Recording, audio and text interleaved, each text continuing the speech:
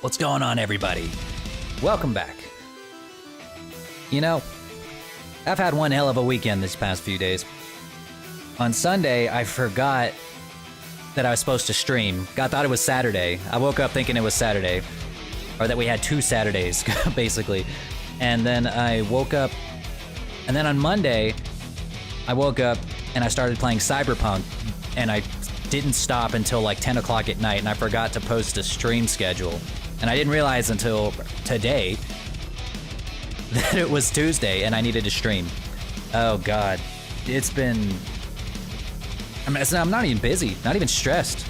It just completely lost on me.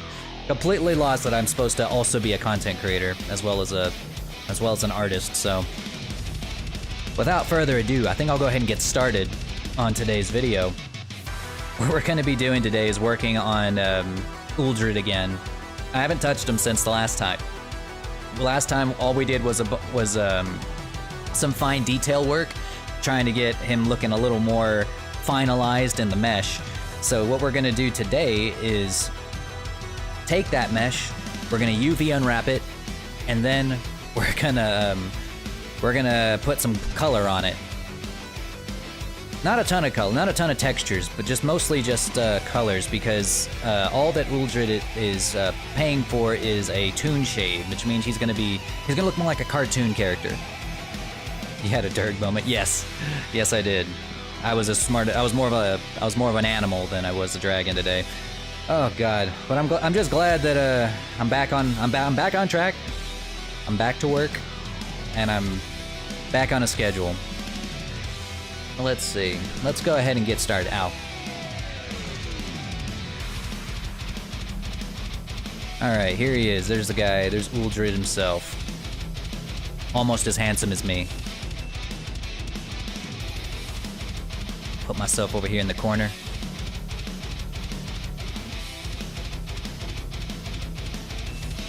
Alright. Gotta make sure that music's not too loud. It doesn't appear in the recording, I know, but I just gotta make sure it's not overpowering my voice.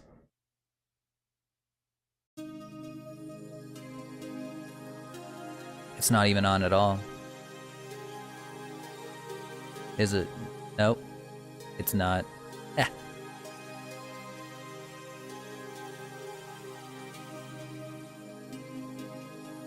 Hang on.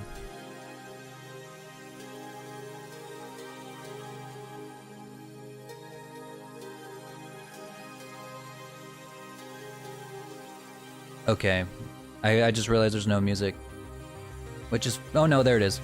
Ah, never mind, we're good. We're listening to Dance of the Dead today. Alright, so before we can start UV unwrapping this thing, we need to turn it into, we need to make sure it's all a mesh, because right now, this right here is still a, well, it's an array. So we have to turn that array into a mesh. Hopefully I'll have my page set up before my birthday. Well, I hope so. I'd really love to be able to stream with you guys. But let's see. So so all we really have to do to turn this into a mesh is to, well, convert into we just need to go to Object, Convert, to Mesh. But before we do that, you're gonna want to select everything. Over here, select everything that is still on an array or on a curve, and then the curves itself. So we got the head scales, the head curve that controls the scales. Yeah, basically all of these. And we're going to want to Shift D to duplicate them. And then we're going to press H to hide them. Because you don't, in case you screw it up, or in case there's something that you want to change, once you turn it into a mesh, it's very hard to change. Hey Pyro, how's it going? So you're gonna want to make sure you duplicate them and then hide them, so in case you need to change it, like say if I took this, converted it into a mesh, now it's a mesh that we can mess with like the rest, and I was like, oh damn, I messed it up, now it looks awful. Oh no, now I can't do anything. Now I can't just make small changes to it. Well, that's okay. We can just delete it and take the chest or the belly scales from before, which are still in array, and do it all again. It's as easy as that. Looks pretty awesome. Thank you. He is looking pretty good. And I am just glad to be back on a schedule. Glad to be back. When I find a video game that that I really, really enjoy, like Cyberpunk was, it tends to consume my entire life, and I don't want to do anything except finish the game. So like I didn't stream on Sunday, I didn't stream on, or I didn't even post my schedule on Monday, so I'm just like, I'm just trying to catch up.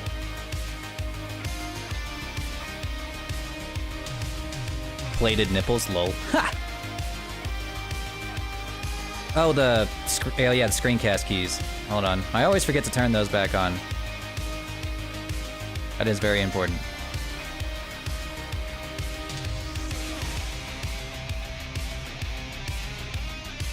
Oh, now they're all the way over here.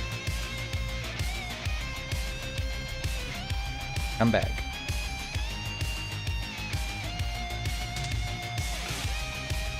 There we go. There's my screencast keys.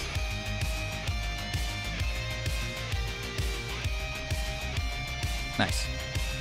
You had a Junior moment? Yeah, Junior crossing over into the 4th dimension really fucked me up. Alright, so we select all the arrays. I think this one's already a mesh. Yeah, we already converted that one. So we're gonna select all the arrays. I think that's it. So we're just gonna go to Object, Convert, Mesh. So now they're all meshes.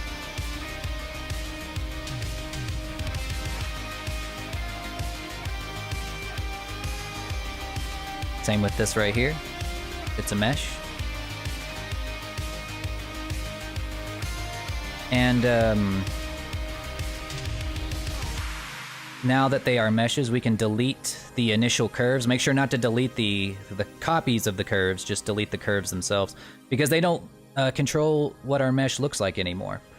They are just kind of hanging out there. They're not really doing anything anymore. So we can go ahead and get rid of the original curves.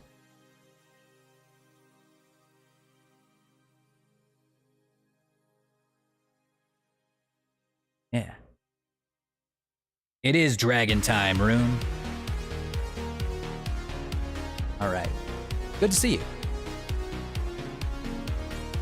So now that these are a mesh, we can have better control of what they look like. So in some of these spots here where the array was deforming the mesh in a way that, you know, wasn't exactly appealing, like in these areas, now we have actual control over it, and we can kind of maneuver it by hand here to get it to look exactly like how we want it to look, if we wanted to.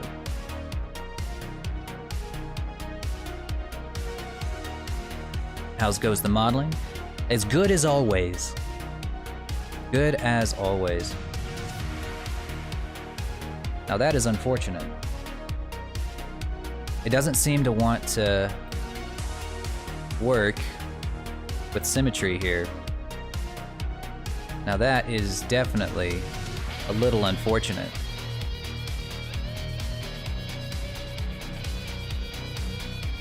That's okay, we can fix that. The way that you do that is you select the whole thing, go to X-ray mode, select every single vertice on one side.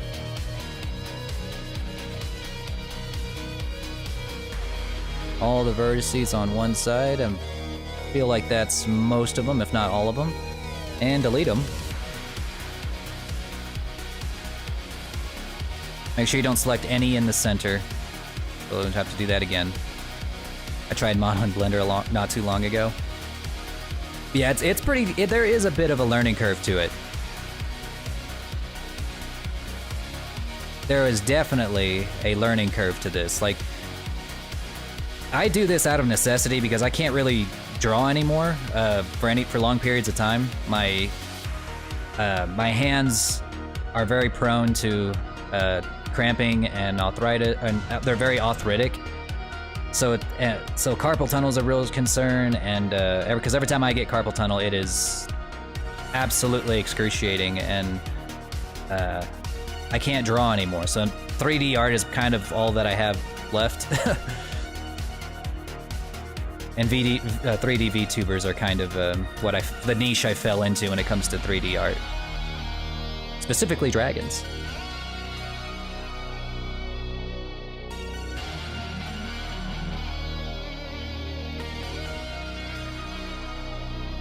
It just so happens that dragons are like what I end up getting a lot of requests for. I'm the dragon guy, but I also, you know, I'm working on anime models too. There we go. And we can go ahead and delete these vertices. All we're trying to do is delete every vertice on the left side of the z-axis,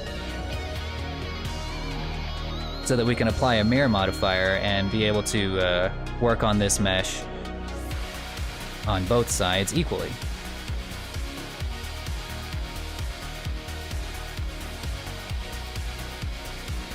I've gotten into waves from drawing too much.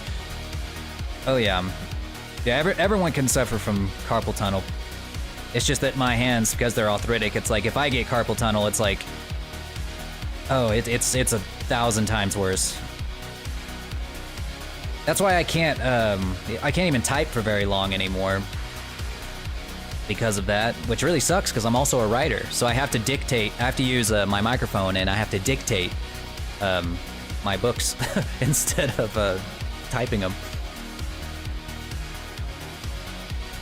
But this isn't so bad because I can work with a mouse for however long, for hours, but the mouse isn't so bad because I do it from my couch. Alright, now that we've have all of them removed from one side, we apply a mirror modifier and make sure that the mirrored object is the body. Turn on clipping. And there we go. Now, whenever we go back to regular view, if we mess with one side, it messes with the other side. Seems like I found where the mirror modifier was messing, or the symmetry was messing up right around there, so we can just pull it apart.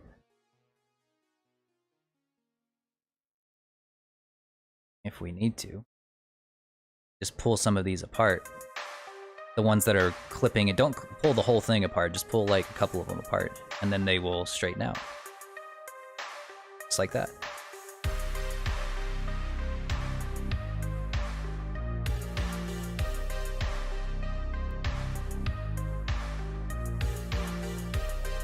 Yeah, when I get it's like a tingly feeling in my hands. Yeah, it's for me. It's like trying to think of a way to explain it. It's you ever get like a really bad tooth pain, or if you've ever had to like get your wisdom teeth taken out, and it's like it feels like your teeth are like crushing each other. It's kind of like that, but between my fingers, like between all the bones in my hand. If it gets really bad. It doesn't really get that bad anymore though. Like it's been significantly better since I've started doing this and using dictation. And I gotta get my phone facing me or else it doesn't pick up my facial capture. Alright, so let's see if we can fix this area right here. Before we get into the UV unwrapping. What the heck?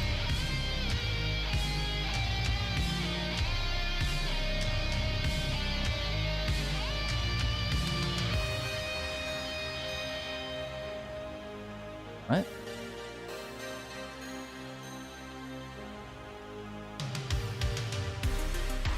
Why isn't it moving? Huh? Very strange. Hang on a second. For some reason, it's not moving any vertices.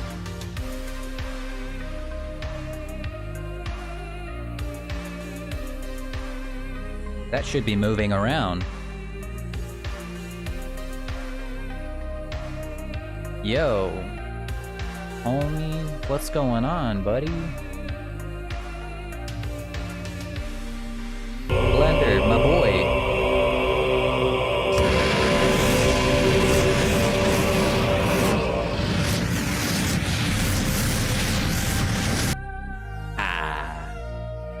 Excuse me. I don't know why. Yes, thank you. Yes. I am quite impressive, yes. Stop. Stop it. Stop it. I'm just kidding. Okay, now what the heck's going on here? Let me try something real quick.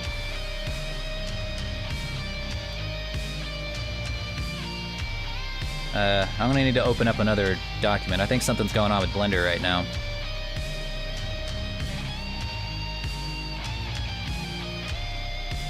Not the rings! Well, that makes me feel better. Hey, Artizard, how's it going? Okay, so now, see, the vertices are moving here. What's going on with the Ultra document?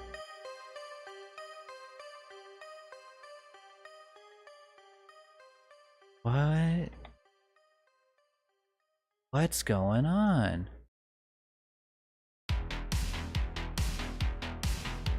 What's happening?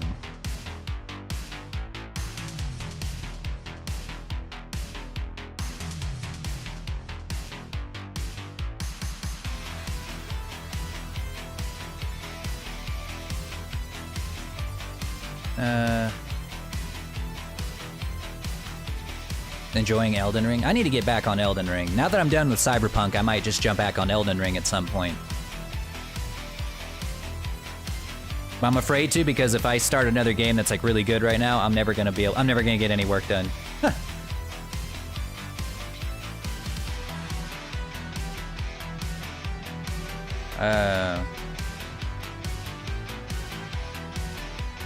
Okay, see. Okay.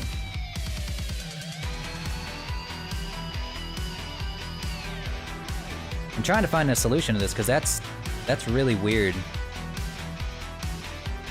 It doesn't move the vertex.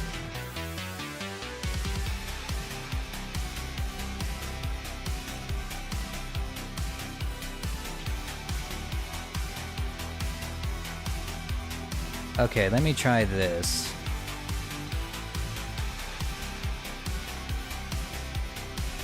Here, let me just go back to my recent. If I go back to the original before we even started. Okay, so I don't know what happened. I don't know what happened there. We're just gonna do that again.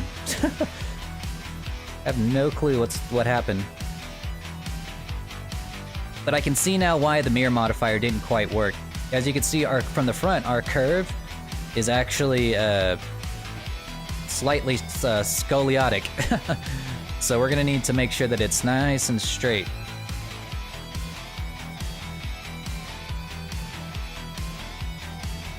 I want it right in the center.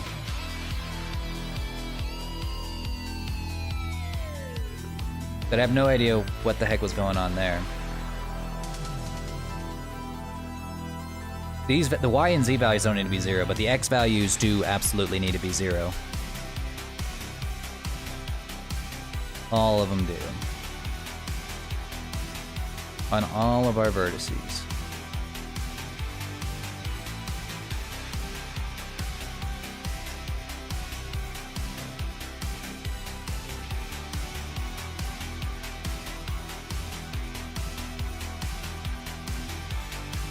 At least if you're planning on using the mirror modifier to mess with this, which you probably should.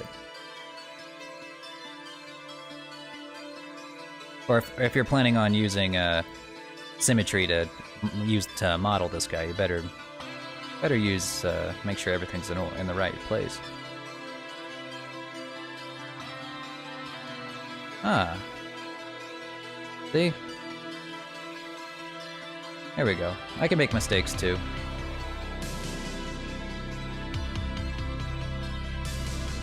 Okay. Now, let's do this again. Select the curves. select the back scales. Hang on, select these here. Control select. Make copies of them.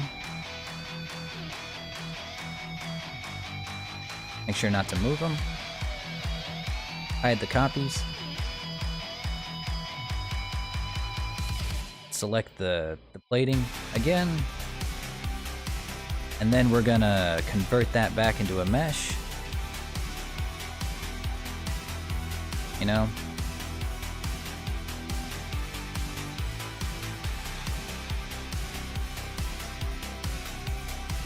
That's fine. Alright, yeah, let's convert that back into a mesh. Boom.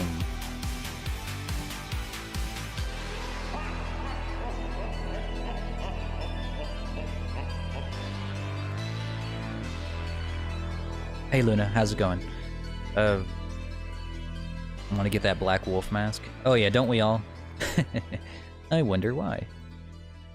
Dang, see, the symmetry still isn't working. Let me see if I can figure it out. This is a common problem when working with arrays, is sometimes you just can't get the thing to be perfectly symmetrical. And that could be because the object that you used to create it isn't symmetrical itself. So for example, like, you know how we made one of these plates and then modeled this array off of that one plate? If that one plate is not perfectly symmetrical, then this will just make an array of slightly asymmetrical objects. So Blender will not use your x-axis symmetry to actually work with it, which can painfully suck. It can really suck. So let's see if I can't do something about that.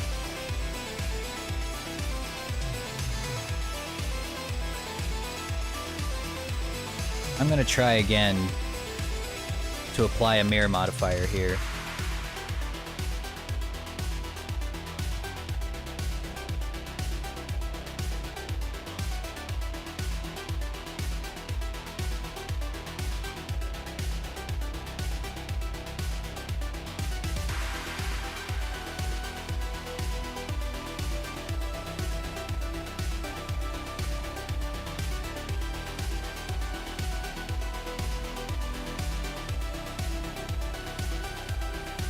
Kind of tricky.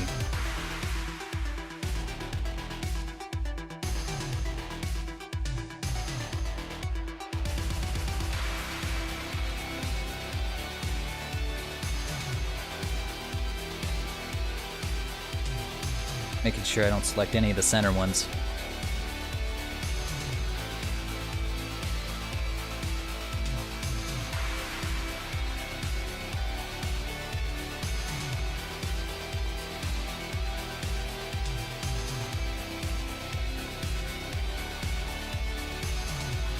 I'm thinking it'll be fine now that we fixed the vertices from before, from the curve.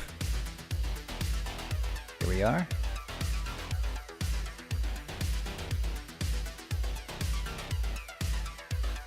Let's try putting that modifier back.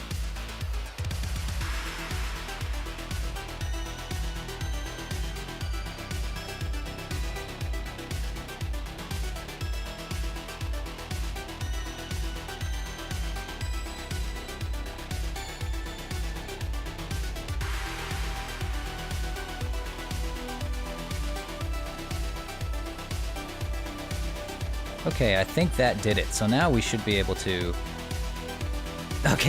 Okay. So it took 30 minutes to do something that should have taken 5 minutes. But here we are. We can now work on both sides of this mesh without Robloxing ourselves. All right, congratulations. So you're just gonna find some places where the mesh may not have quite lined up, or may not have hit what you wanted it to hit. So what you're gonna do is you're just gonna select vertices here and there and just kind of model it like you would anything else. And just get it to fit your model. Because like as great as the array system is, it can be difficult to make it fit just perfectly with what it is you're trying to do on your model.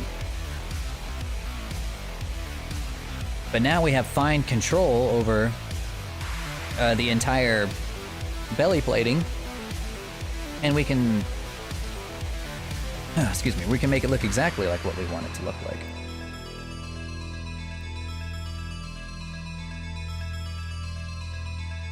Make the plating thick where we want it to be thick, flat where we want it to be flat, so on.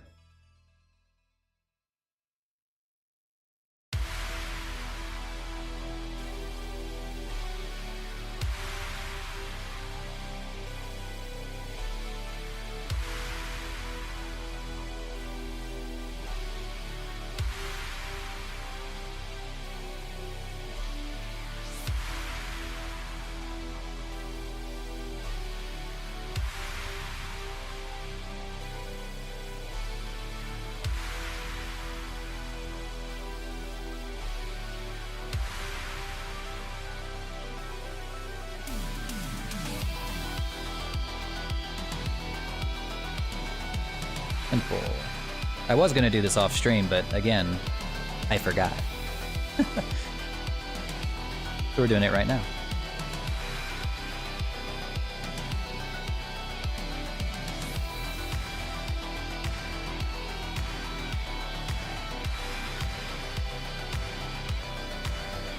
Kind of like the chest scales to be pretty large.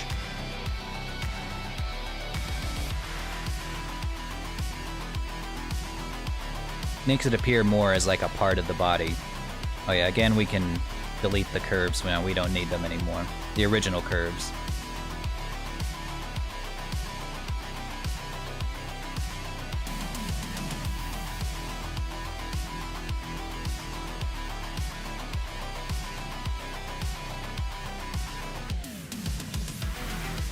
The Wretch is the best class to start as. Oh jeez, I just noticed this curve is completely crooked. We're gonna have to do that one again, but we'll cross that bridge when we get there. The Wretch is the best class because you start at level 1. But you do start with like nothing, so it's like, you know, it kind of hurts to start with because you have to scrounge for all the best stuff.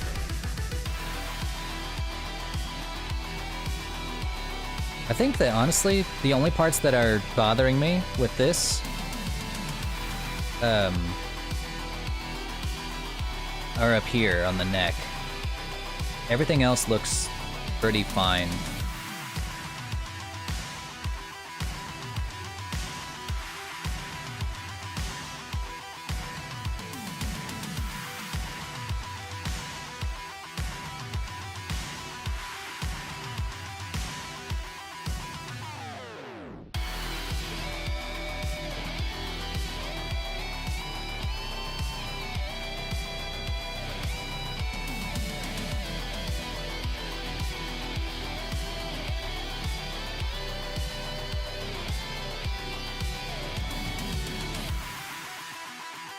Gotta make sure none of the...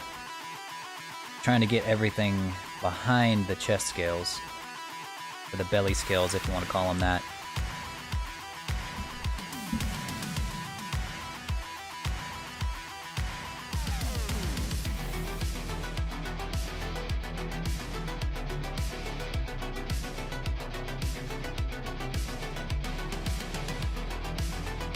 Yeah, I'm almost certainly gonna have to redo these. Or at least redo the curve on these again.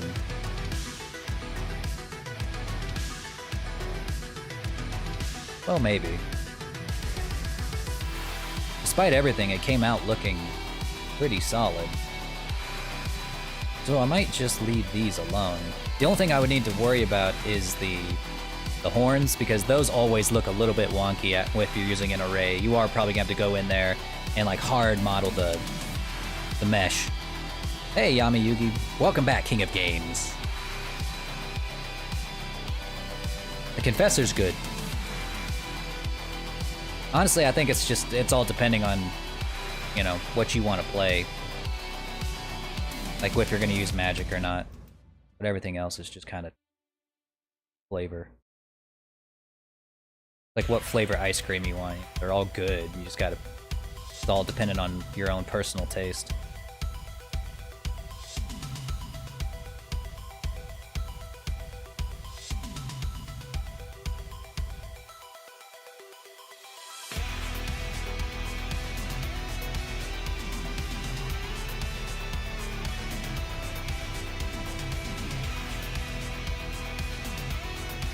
Looking really good. Yeah, I think so too. I think that is pretty much everything we need, fine details wise. If we see, once we add color and we still see that something looks messed up, then we can always go back and do some proof. We can do some, you know, fine details afterwards. I think for now this would be good. This would be a good place to move to UV unwrapping. Okay, so now we can finally get to the subject of today's video, UV unwrapping. So we've already, as you can see, we've already done a little bit of it. Anytime that I told you to mark a seam with the horns, that was UV unwrapping. If we go into our X-ray view, you can see those red lines are seams. That is where the model is being cut, kind of like you're taking it and cutting it into slightly some pieces here, just so that you can flatten it all out on a piece of paper and then color on it. And that's how you get your colors on a model. You got to have a good UV map. So you're going to try to figure out what are all the places I can cut on this model, as few as possible, to lay it out as flat as possible. Everyone kind of has their own method, because it is kind of a puzzle, of how to cut your model. For instance, well, I think these were accidental seams here. We don't need these. Some people will cut the face or separate the face from the head. Some people don't, like I usually don't. You know, maybe I should.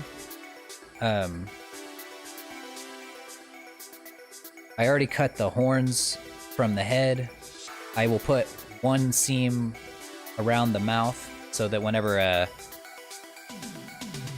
comes out, I can actually, you know, I can give the mouth a different texture or a different color than the outside. But what I might do is change where exactly that seam is to this loop right here. Then again, it doesn't quite go all the way around the inside of the mouth, so we might have to stick with this loop. Yeah, like that. I'll just have to change where exactly it ends up. Anyhow, you make one seam right here around the head, so you just pick one of your lines. Actually, let me go ahead and hide the scales or the plating. Because the plating is already going to be UV unwrapped. Since it's all a bunch of separate objects with no bottoms on them, they're already going to be pretty much unwrapped. Go ahead and hide those two. Don't need that curved. But this thing is not going to be. So what you do is you take what you believe to be the base of your skull, which could be right there or right here. Sorry, I need to take this call.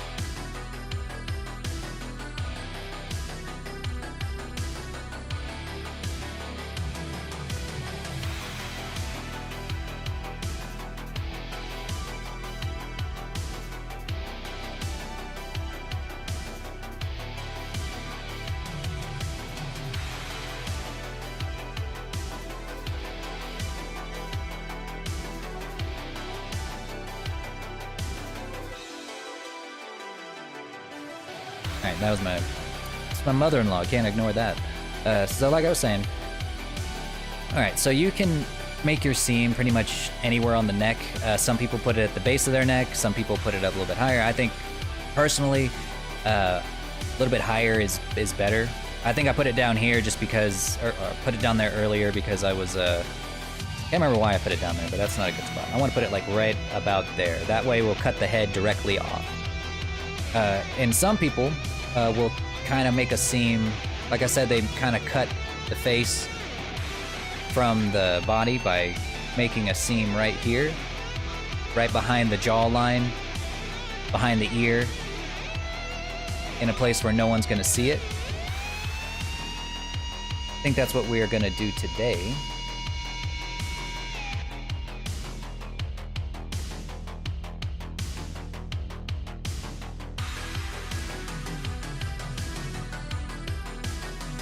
Mark that seam.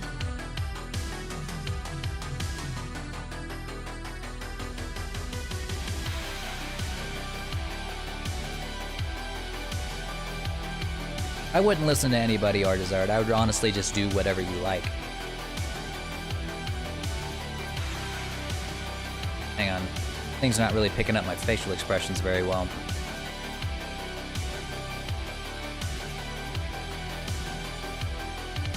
Alright. Think that... Did that do it? No. It definitely didn't. It's just... The iFacial mocap is really just not picking me up today. Not super well. Oh well. It's still pretty good.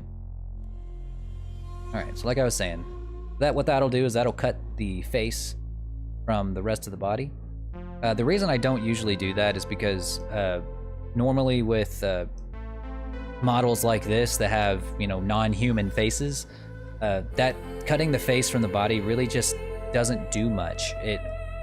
As you can see, there's a lot of protrusions already here.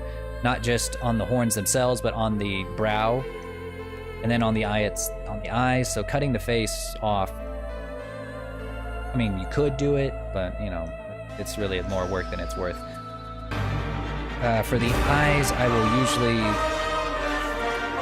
Hey, thanks for the resubscription there, D-Hold. I really appreciate your support, buddy. Yeah!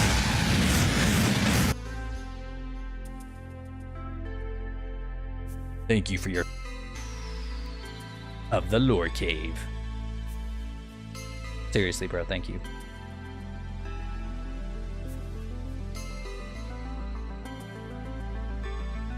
But yes, for the eyes, I will put a seam right on the outside ring, or right on, not on the outside ring, but on the one right next to it.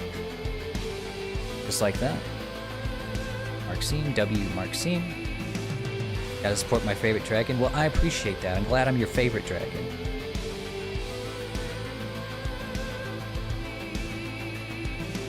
Also, put a seam right there. Or no, where your nostril is gonna go from, you know, your scale color to a black color. You want to put that seam there, so you can either put it in this one out, or you can put it over here. I'm gonna put mine right there. Mark that seam. Smog has nothing on me. True! Smog got one shot by a human. I didn't.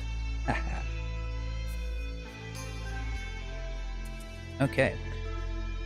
Let's see. So, now you want to separate the limbs from the body. Best way to do that, it's real simple. Try to mark the seam right next to... Ow, ow, ow, ow, ow, ow. Yes, thank you. Ow, ow, love hurts. Gonna mark a seam right there, right at the shoulder tip. Thank you.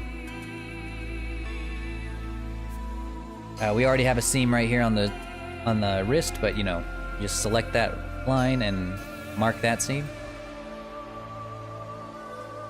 Same for the legs. Let's cut those off right where they meet the body.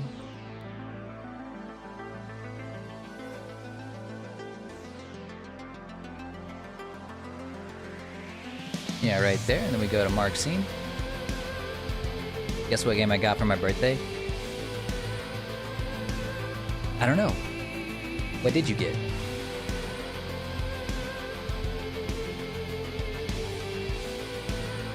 Cyberpunk 2044? I bet you meant 2077. But yes, I'm glad that you got that, because that game kicks ass. Oh my god. Like, I couldn't get it to work on my PC, but once I got it on my PS5, it worked like a charm, and it was so good. God, I want to play it on stream. Like, I want to make like a synth dragon, like a cyberpunk-looking dragon, and then I want to play it on stream.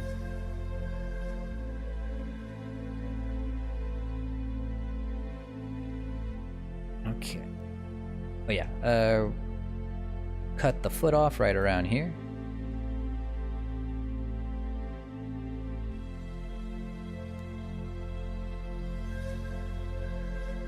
Is your mouth working? I mean, isn't it? Oh, well, it doesn't have, I don't know why, but it's not really picking me up super well. I really don't know what to do about it. Well, actually, I do know. Hang on. There might be something.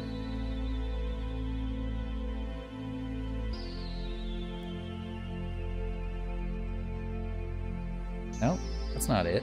I see, I thought it was the mouth size reduction was turned up. Because see what happens is it basically makes your mouth completely unmovable. That's not doing that. We try turning that down. No?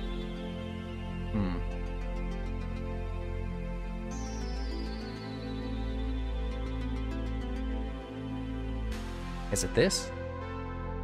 If I turn that all the way down? No? Yeah, I don't know. Don't know what to tell you. No.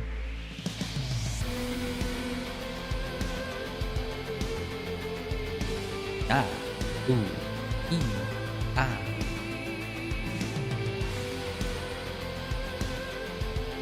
Like, if I really just, like, move my face, then yeah, it works. I have to, like, exaggerate my lips to make it talk.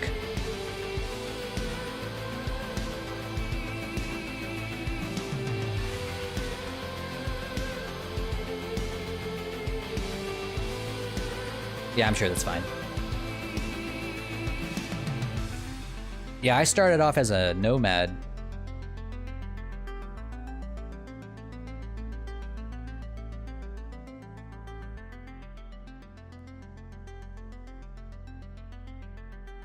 Really like the nomad.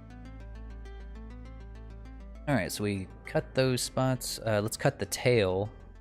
Actually, I don't think we have to, because it is connected to the body like a tube rather than an extrusion. So we might, yeah, I don't think we actually have to cut the tail off. We can just leave it alone. Let's cut the wings off right at the extrusion point, which would...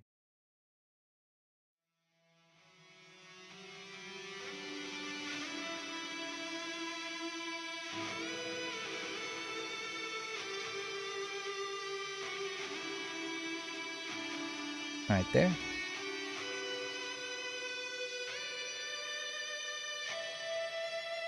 Cyber hacker wielding a sword.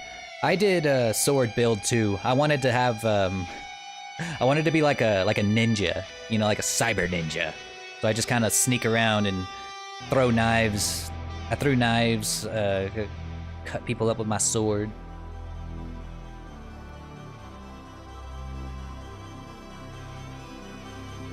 Now he wields an adult toy. Oh, I know where you got that. Yeah, it was so sad because, like, I remember when I found that, and its stats were better than my katana, and I was like, what the fuck? Why?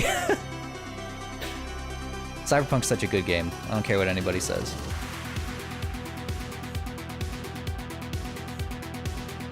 All right, we cut the wings off. Now we move up the wings. We're gonna cut right at the. We're gonna try to cut right where the webbing meets the fingers. So like right along here. You might be able to just press Alt and then it go all the way across. Yeah, see? Just Alt select, mark seam. Alt select, yeah, mark seam.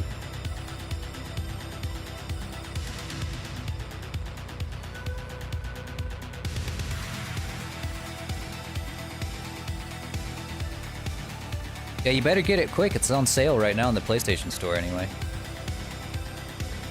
Well, I guess that's on the PS5. I don't know if it's the same on PC, but... yeah, I'm glad they fixed all the bugs too. Well, most of the bugs. All the bugs that were really, like completely fucked the game up for me the first time I played it. It's good now. Like, I have no huge problems with it now. Okay.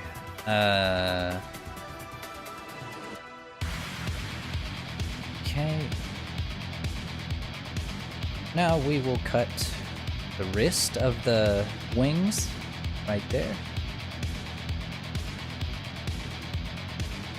No emo? Not in an emo way? Oops. Damn it.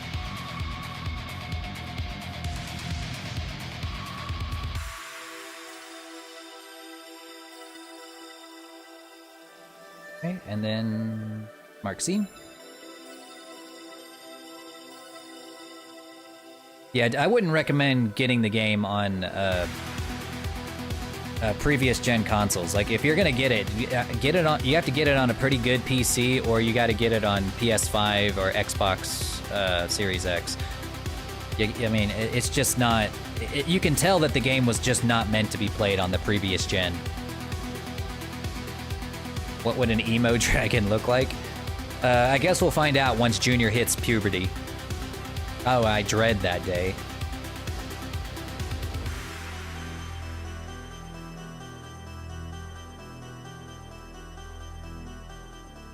Alright. I thought that I'd already done this, but try to separate your claws. Like, if you put claws on your wings, and make sure you separate them from the finger of the wing.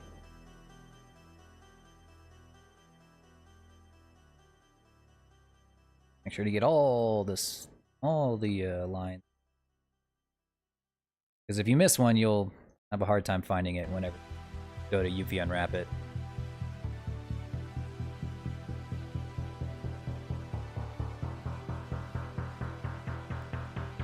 Yeah, not poor Junior. He's going to be going through puberty thinking it's the best days of his life, and that is definitely not true. Honestly, if somebody gave me the option to go back in time and live as a teenager, or just straight up die on the spot, I would kill myself. Like, I'd Roblox myself. I would just do it, because I'm not going back. If I ever had to be a teenager again, I'd rather just die. I'd rather just die. Hey, Captain Crazy. What a time to walk in. Welcome. All right. Why does this keep marking down here? Okay. That will do that. So that should do it for the wings, I believe. We're about to find out as soon as we unwrap it. For the hands, you don't want to separate the fingers. You don't have to. The way that we built the hands, you should be able to just do this.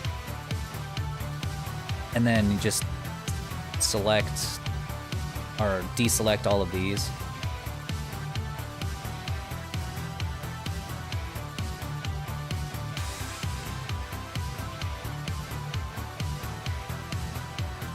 Damn it. Damn it.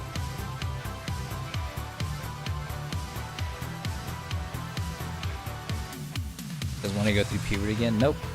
Why do you want to die?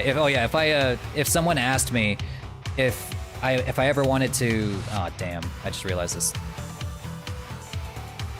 My topology is too good. It goes around in a perfect circle. Okay.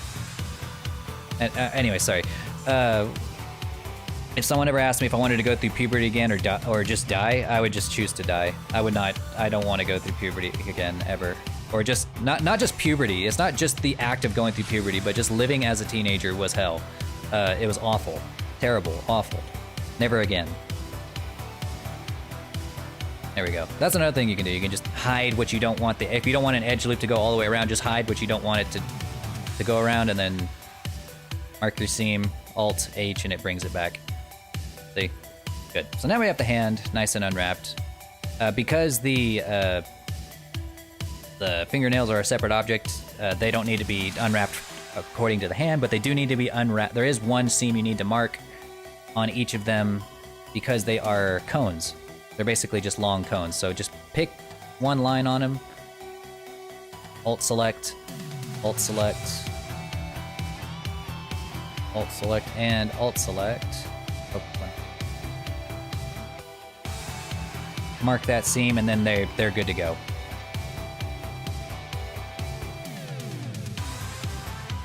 Cool. Same thing for the toes. They're gonna need one seam. Well, that's not true. They are not cones, so they don't have to have one line going across them, especially because they're gonna be one solid color. The feet, though. You know what? Actually, go ahead and hide this leg. Make sure to hide it in face select mode, because if you hide it in edge select mode, then it's gonna hide too much. See? All right. Then we go back to edge select. The way that we built these feet, they should be able to go all the way around like that. Go ahead and mark that seam. And then Alt H to bring back the leg. Let's see. The horns. Yes, see the horns. It's probably a good idea to go.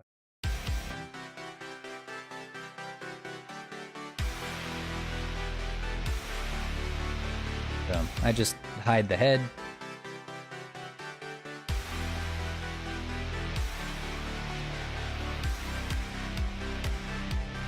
And then we just select, again, just like we did for the fingers or the fingernails, one line, usually, preferably one that's out of sight, so no one sees your seams.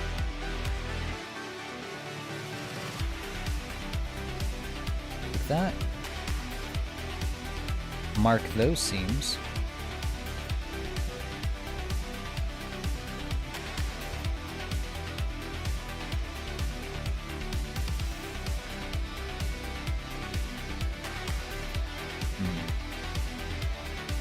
I just want to make sure it doesn't go all the way around, because we don't really want it to go all the way around. We just want it to go up one side.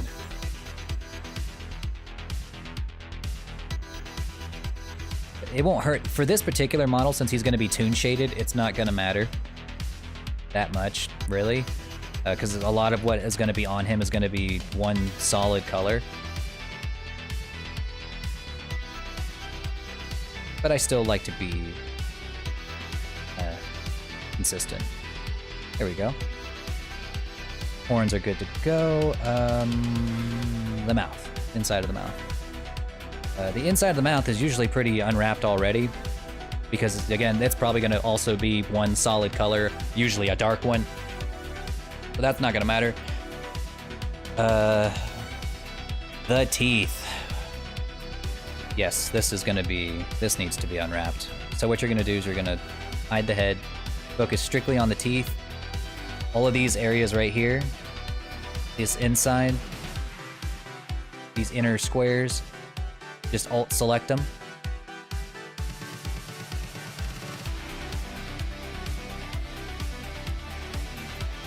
Well, it worked on these back teeth, but it didn't work. I guess I didn't do it here, because I'm dumb. Big dumb. I just extruded them.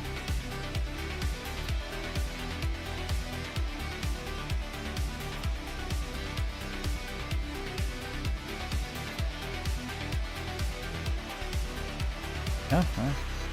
I guess I didn't finish the teeth or something. 'Cause some of these, I guess I didn't finish them, because look. Oh, it's because only some of them I actually did all the extra modeling on, like that. Yeah, I might as well do that. It would actually make this much easier to unwrap. So we're just gonna select the insides of this right here. Gonna mark those seams.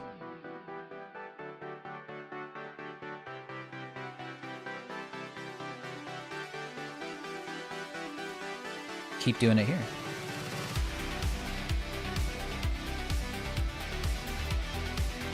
It'll probably make my teeth look better too.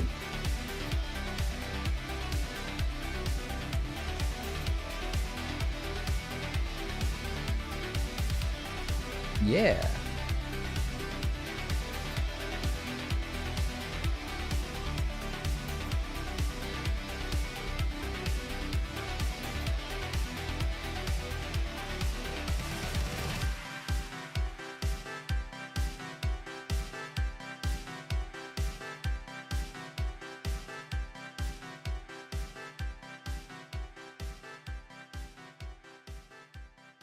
Since again the teeth are going to be one solid color,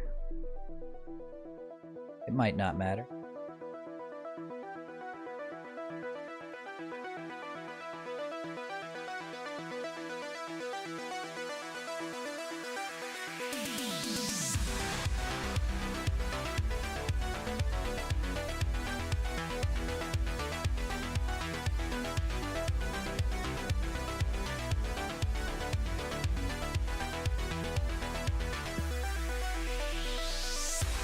Have you guys seen the Cyberpunk anime yet?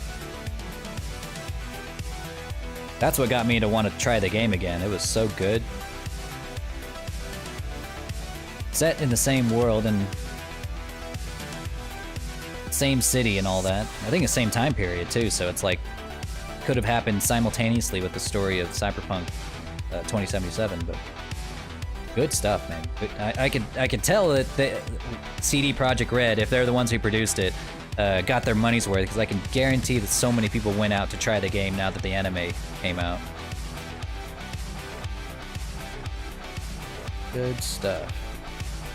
Okay, now to help make this a little easier to UV unwrap, you can really select all the faces along the top. The ones that you're never gonna see, go ahead and just delete those, really. Yeah, roll these right along the top.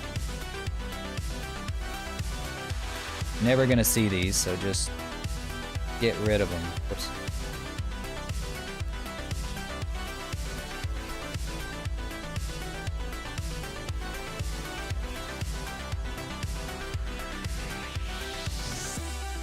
I think I created these by accident.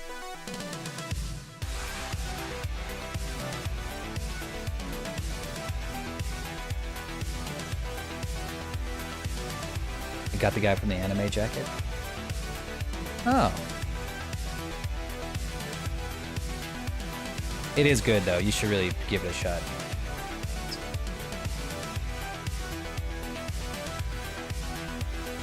Give the dragon a lisp. I could. I'm sure Uldra would be very upset. I was like, I paid good money for this.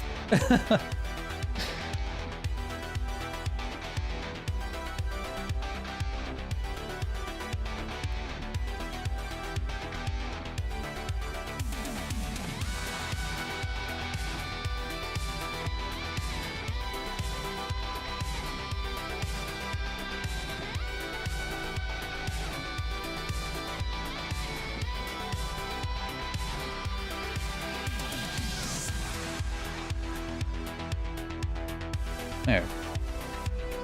That'll do it.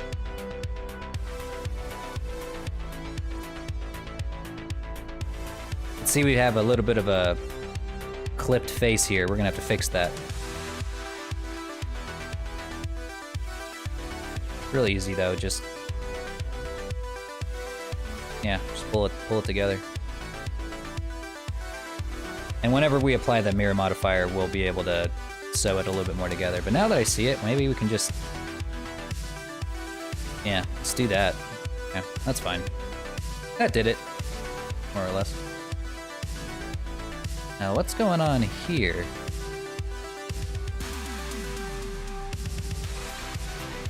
They're giving you Fallout 76 for free? Really?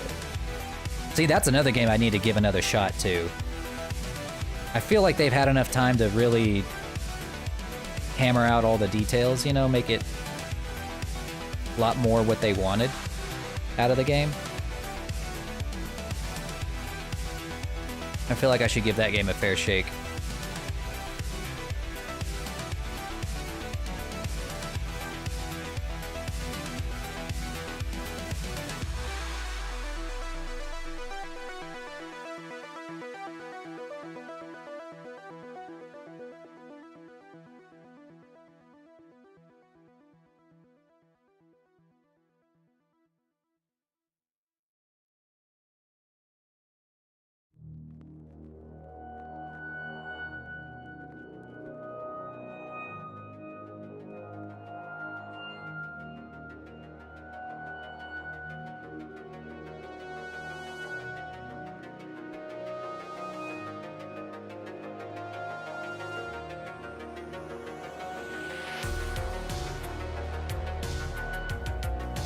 we go.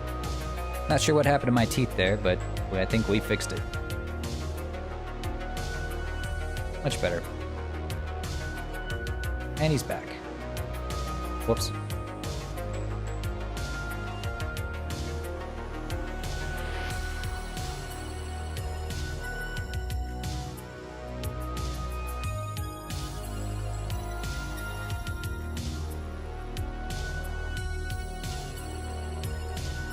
Alright, so now my teeth should be very well UV unwrapped. Let's see, the body I think is also unwrapped. Or at the very least, seamed up. So let's see. Oh, one more thing. You also want to cut a seam right along the edge of the leg. You hopefully, you know, someplace that's out of sight, like where you'd see like your inner pant seam. Mark that. And then another one along probably the back of the arm.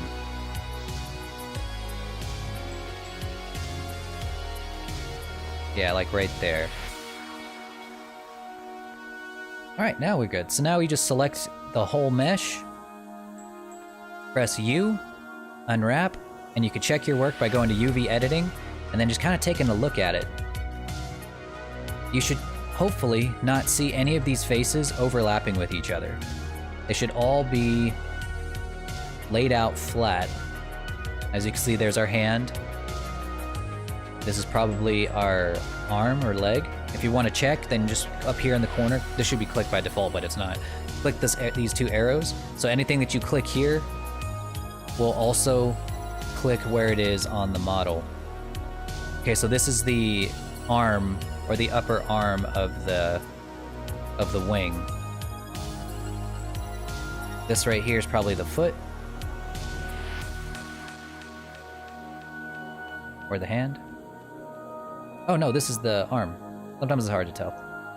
As long as it's laid out flat, you're good. There's our face. What is all this?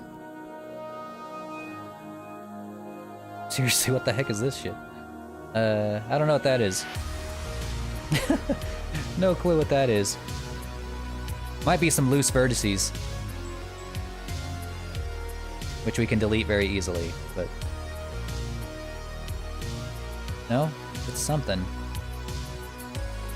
Not really sure what. But I think it's loose vertices. So, in order to double check, we just select the whole thing, press M, by distance. Oh, only 28 vertices were removed, so I don't know. And they're gone now, so I guess we got it. Whatever it was. Yeah, whatever that was. Don't click on the wrong place, Lauren, give the dragon a stiffy. No, let's not do that. Get me banned off of Twitch. Okay, so now he's all UV unwrapped for the most part. Yeah, here we go. This is the foot. This is the body. All the way down to the tail. And as you might notice, there's only one of everything. One wing, one of all that. Die.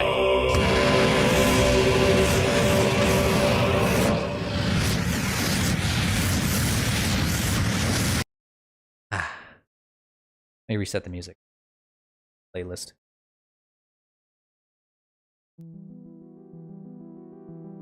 And that's because there is only half of a mesh here. The other half is being made by the mirror modifier.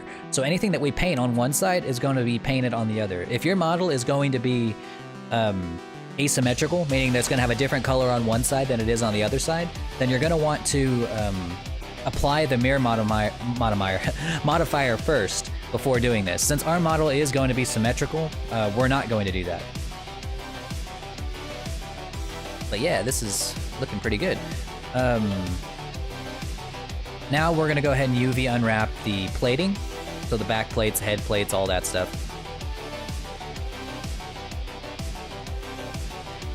Which really they're basically unwrapped already. So we go belly plating, back scales, head scale. Let me show you. So if we just, without cutting any seams, we're gonna go select this, go to UV editing, just press unwrap, and it lays them all out. The horn might be a little bit overlapped, which, you know, could be a problem if you want your horn to be a different color than the plating, which in this specific case, we don't. But if you do, well, we might, depends. I might have to go in there and unwrap the horn. I haven't decided yet if I want like the plating to be like black and then the horn to be purple, or if I want the whole thing to be purple, but I'll have to think about that, or take a look at it. Take a look at it in a minute. But as you can see, it's almost entirely flat because it's a bunch of separate objects that are all, you know, mostly flat. We made one of these objects pretty much flat. So now we do the same thing over here. Select it all, press unwrap. Yeah, these come out and almost entirely flat. So yeah, as you can see, is good. Especially because we cut it in half and used the mirror modifier to fix it up. So that's fine. Let's see, the head. I know for sure the head's gonna be entirely purple based on our reference image. As you can see on this one, we want it to be wholly purple. All right. Again, has a tiny horn on it, but it'll be fine. All right, so that's UV unwrapped. And now, I think we are ready to start adding color. Okay. So, to start coloring, you first need to be able to add materials to your object. So in order to add a material, you click on the object in object mode, go down to this little section right here, click on it, click new, and then you name the material whatever that material is going to be a part of. So in this case, this is going to be our body material, because we're going to have one material that covers basically the entire body. We click on the plating, because the plating is we're going to start with the plating being all one solid color, because I just want to see what that looks like. So we're going to select plating, and we're going to give it its own material. So just click new, and we'll just call it plating. You can call it whatever you want, doesn't matter, but call it plating.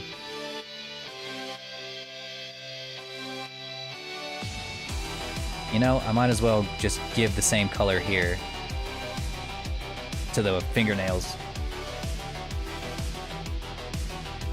Might as well.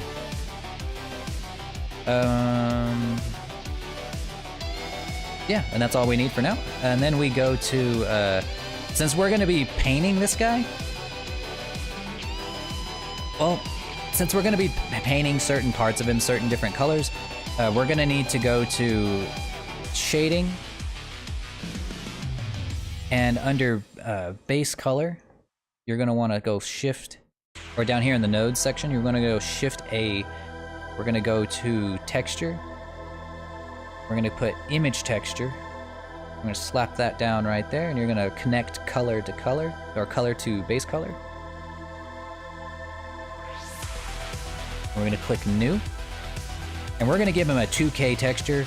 You could go as high as you want. You can give your guys 4K textures. You can give them 8K if you're crazy, but there's no need for this guy. I have a 4K texture on this guy, on the dragon I'm using right now, and I kind of need it for a model of this level of detail, but you probably won't. If you're gonna make your character into a cartoon, you could probably get away with 1K textures, but I'm gonna give him 2K because there might be some finer details that I want to add in, and that gives me some room to do so. So 2048 by 2048, and we'll call this texture the body, or grid body texture.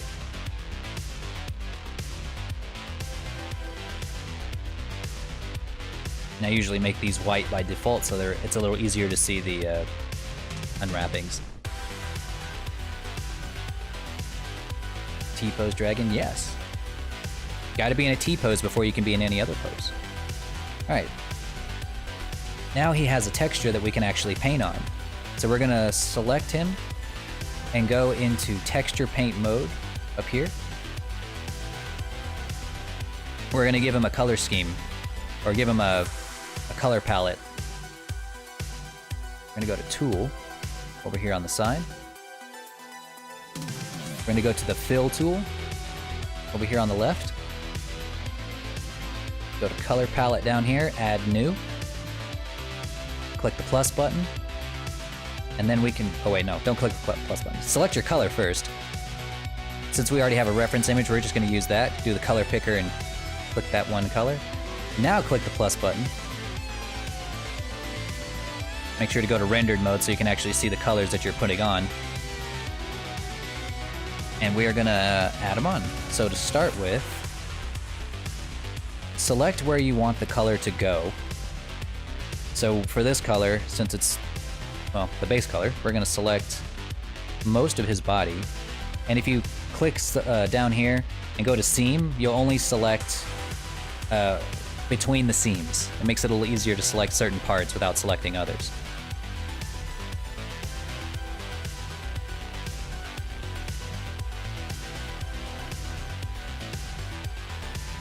We're just gonna select every spot that we want to be that shade of black or gray or whatever.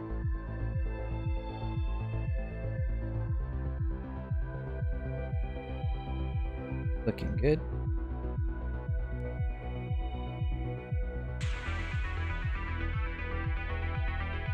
Missed the back of his head.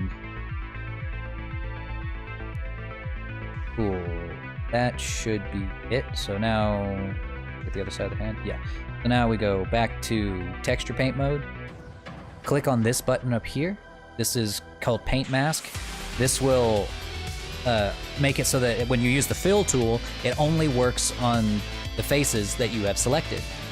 So we're gonna apply that, and now he is, all the faces that we selected are now the color that we selected.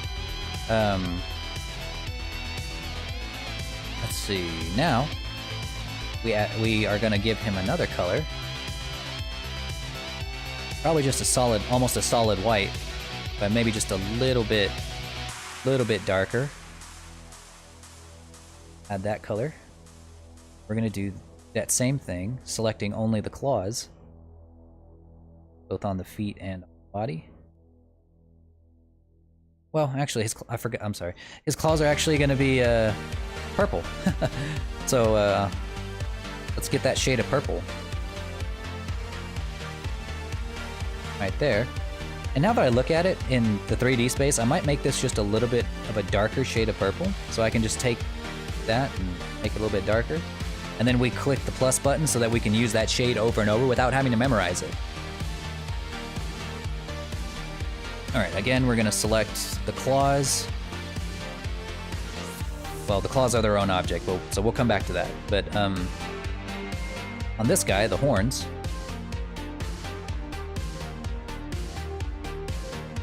right there. And the wings. The webbing of the wings. Yeah.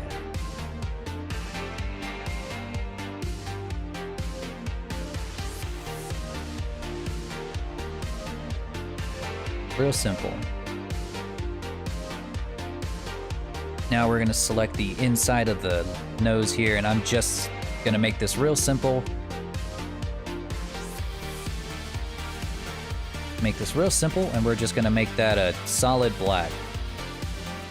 So just select your other color. We're gonna go straight down, make that a solid, like dark black. So it sort of kind of stands out from the rest of the face. It's gonna be a little hard to tell because he is a you know, pretty dark color of a dragon, but I'm sure it'll be fine. Okay, that is it for the body, I believe. The teeth, of course, the teeth. The teeth! Teeth! Alright, so we're gonna select the inside of that mouth. Should get everything in there. Just making sure I got everything that I'm able to select. Yep, and we're gonna make that like a solid black, just like the other one, because he is gonna be a cartoony model.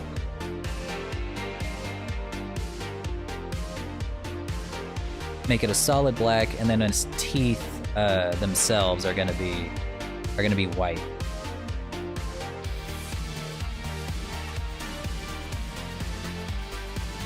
Which I think they're their own object as well, so we're gonna have to give them their own textures.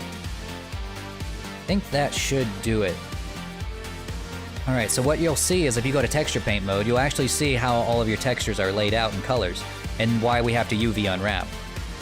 It's because of all this. Let's see, and you can kind of take a look at this, see if there's anything in here that hasn't been colored yet. In our case, yes, right here. So if you can go to the UV editing, you can select that and see where that is. What exactly has yet to be colored? What did we miss? The thumbs. So those are gonna, I think I'm gonna keep those white. Because having too much purple on the wings is gonna look a little bit weird, so I might just leave those white. I don't know yet. But everything else looks like it's good. So we'll leave that alone. Now, let's go to the plating. And if you go to shading... Why didn't it add them? Huh. It didn't add the plating material. Oh, it did. It just added it to the back. Okay. We're just gonna add plating here. Add the plating here. Okay, and now we're gonna just make a, since this is gonna be a solid color, we don't have to actually use an image texture, we can just straight up add the color that we used for the purple here. So, go to texture paint mode, just go to that purple color, find its hex code, here, copy it,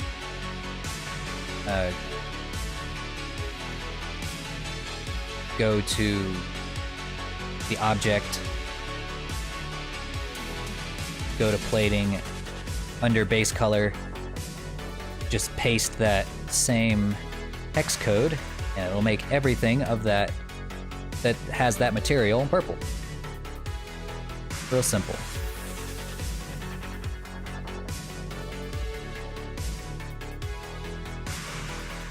And I think because I was thinking about having these be black and then having the horns be purple. But now that I look at it with the purple on, I think I'm going to keep the purple on. I'm pretty sure. Yeah.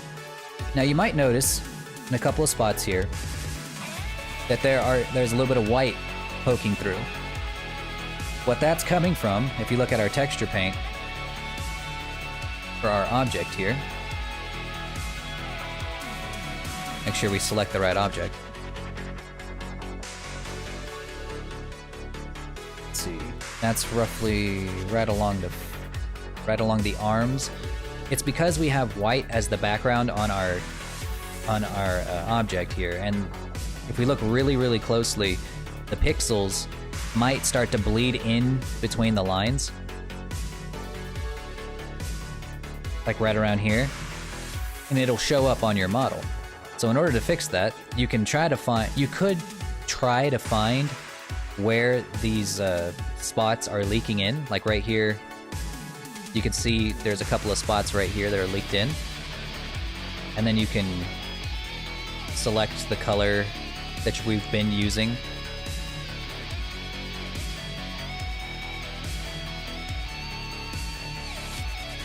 Let's see, that would this one, and then you can just color it in yourself. Make sure your brush isn't too big. You can do that if you want to.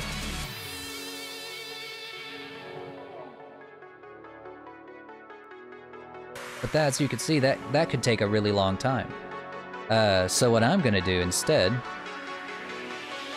I'm gonna go to the fill tool. I'm gonna select that color, and I'm just gonna make that the entire background color.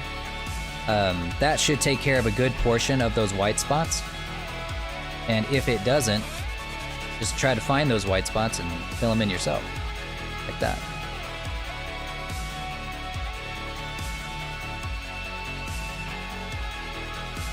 At least the ones that you can actually see on your model.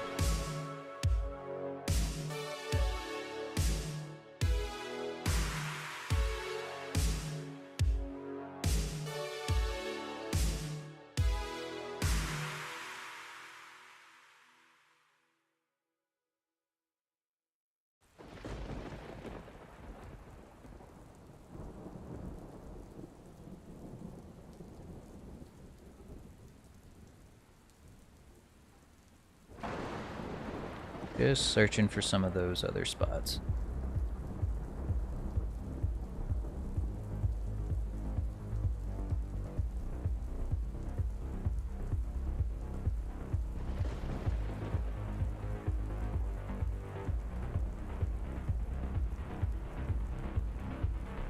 Cool.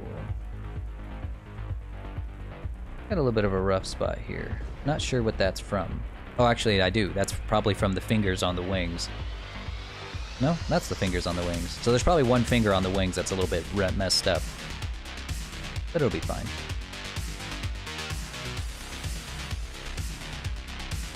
Let's take a look-see.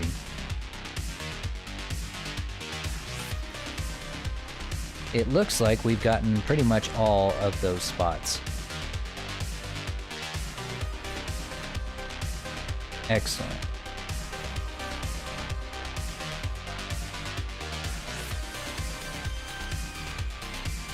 Now let's... Oh, these kind of got caught up in that fill-in, so we're gonna have to select those and paint those by hand. We're gonna make them white. Oh, you know what? Let's see what they look like purple first and just see what happens. Let's see what they look like purple. Maybe it looks better. I don't know. We'll see.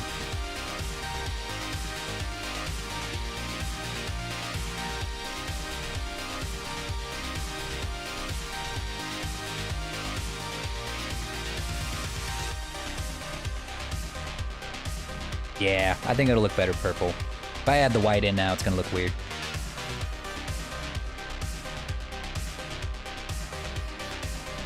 Now, let's do the eyes. So to UV, we did forget to UV unwrap the eyes, which is super easy. You should have just had a perfect sphere for your eyes. So let's hide the body. We can just take a look at the eyes. On the sphere, select the centermost edge, and then just mark that seam right there. Real easy.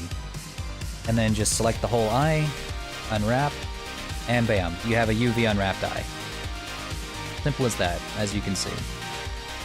Lays it out pretty damn flat, and actually makes it easier for you to paint your own texture onto the eye, or paint your own eye design onto it. That's why I was telling everybody earlier to make sure that the center of the eyeball is facing the same direction as you want your actual pupil to face. Okay. Stretching. Now, let's paint it. Oh yeah, we gotta give it a texture. So for the eye, we're gonna give it a new texture. Give it its own. Or a new material, gotta call it, just call it eye. Under eye, add a image texture, like that. Add new, just call that eye texture. I keep it 2K because you want if people are going to be looking at your eyes more than anything, you want them to be about I want them to be pretty high res. And now, what we do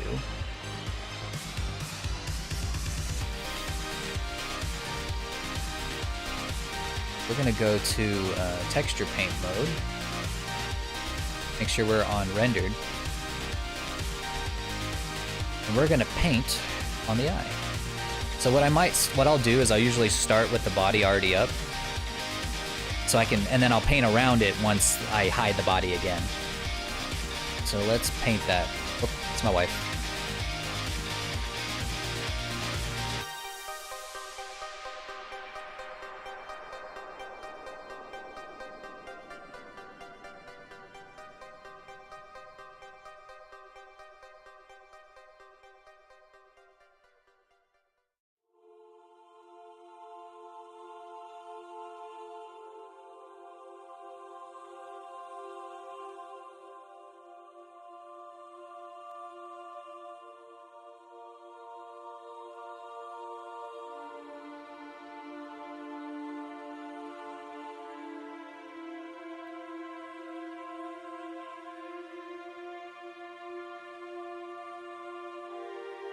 Alright, hold up, guys. I gotta go open the garage real quick. 1 sec.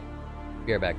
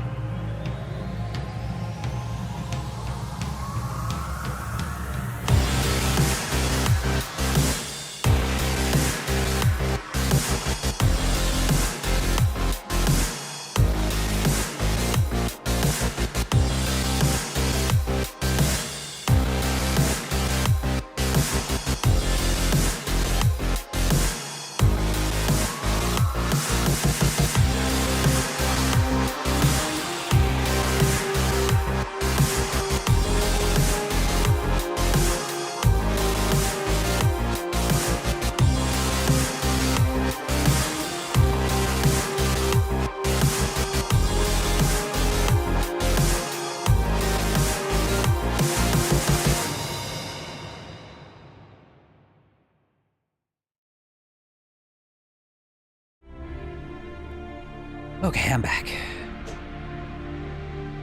Just needed to open up the garage for somebody. We're giving away a bunch of shit that came from our...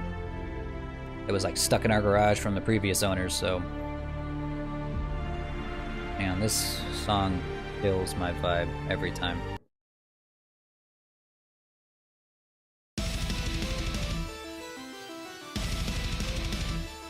Okay, what are we doing? Oh yeah, we're painting the eyes. So first, as we're painting these eyes, I'm just gonna go ahead and do it from here. I want those to be, my pupils to be right around here. I think I might change that just to put them right about there. So they can be in the center of the eye, look, just off the center. Then we go to texture paint mode. We're gonna make sure we're on the paintbrush tool. It's a little too big. Just adjust your radius. Probably gonna make that a solid black, so make that solid black.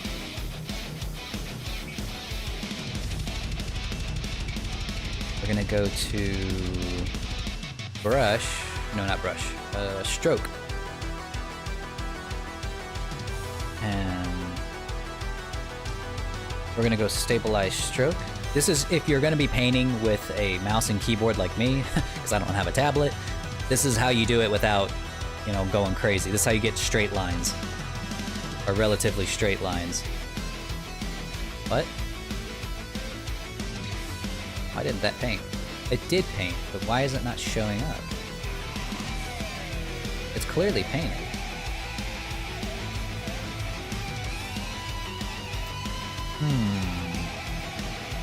Curious.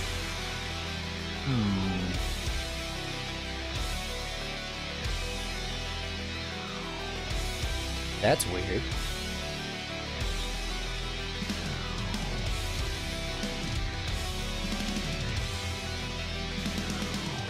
Huh. Why is that happening?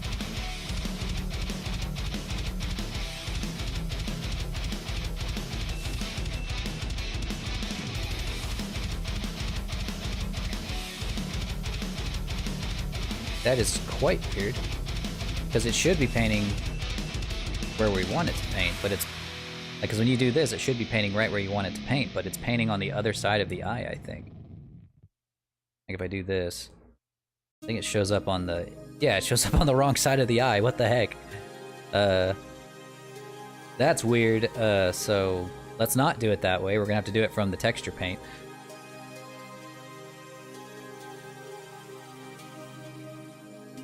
It's gonna be incredibly difficult to do.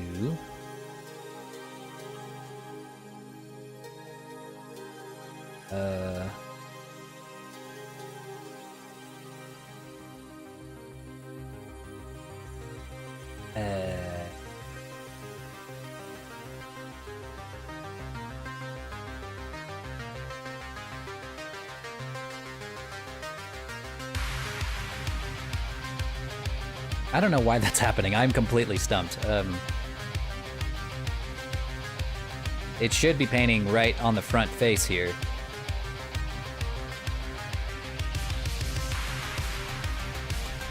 This is why I use Substance Painter. This is why, right here. This is why we use Substance Painter. Because it's just so much easier than Blender.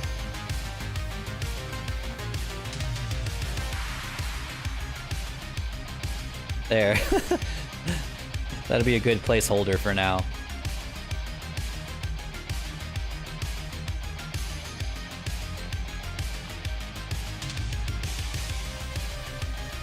This is not how I would choose to do it, but this is how Blender is making me do this.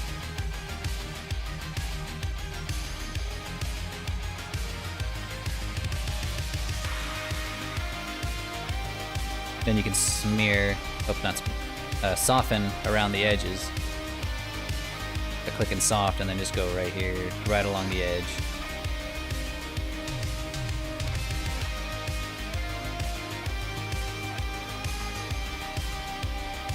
Neato. Sound like a heavy metal of Castlevania. True, kinda does.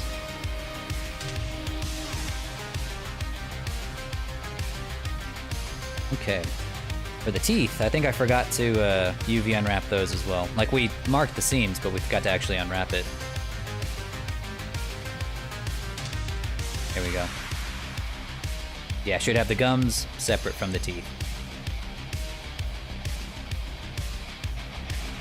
Okay, so now for the teeth. Here's how I usually go about it. You do have to use a image texture again, so we're gonna give them their own material. Just call it Uldred Teeth. Again, Shift A, texture, image texture. And this is like the bare minimum, super easy way to get textures. There's like a million ways that you can get color and textures on your model. I'm just choosing literally the most bare bones beginner easy way to do this. Oh yeah, you guys have been dead forever. Here you go. Welcome back. But yeah, this is like the bare bones easiest way to do it. You know, just image texture or just the straight up principled BSDF by itself. But like I said, there's a billion ways to do textures. There's a million billion ways. This is just the easiest. All right, so I just make the color white for the base texture, so that all I have to do is color the gums. And we're gonna use the fill tool for that. So we go in, select the gums, because they should be seamed off from the rest. We can just select by pressing L, and then select again on the bottom gum, if I can get it there. Go to texture paint, make sure that we're on paint mask here. Haven't fully decided what I want the color of this to be yet, but I'm thinking perhaps like a dark pink. Like a super dark pink. Whoops, my mouse is going crazy. Like an almost red. A little faded. Like right around there.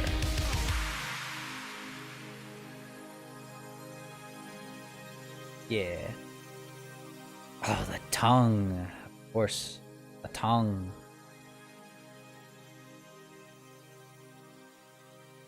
Does he have a tongue? Did I ever give him one? No, I didn't give him a tongue. God damn it again. Oh, I always forget the tongue. Every time, man. Without fail. Without fail. Every time. Sorry for looking. Hey, don't be sorry for looking. It's okay. We've just been adding colors and running into problems, as usual, but he's coming along. Okay, so let's just add we're gonna add the tongue, like, super quick. It's such a small, easy thing. So, real quick, all you gotta do is just Shift A, make a cube, make it small, make it flat. Forward.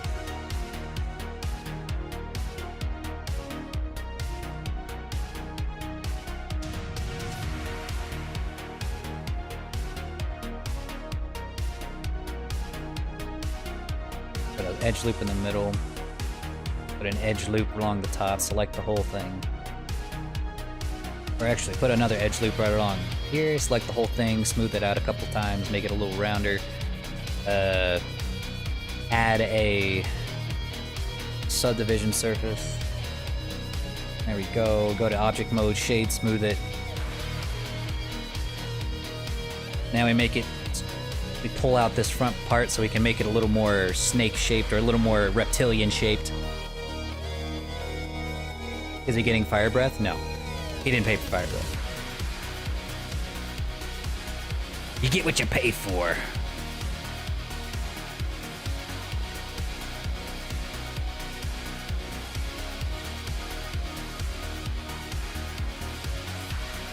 And we're just gonna make it fit in his mouth now. Yeah.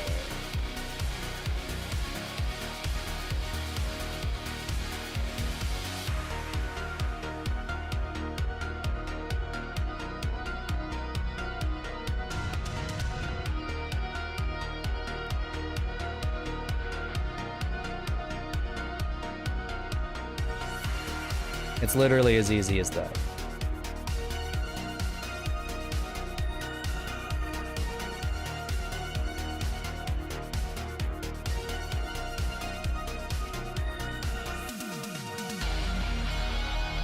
Yeah, just shove the tongue down his throat.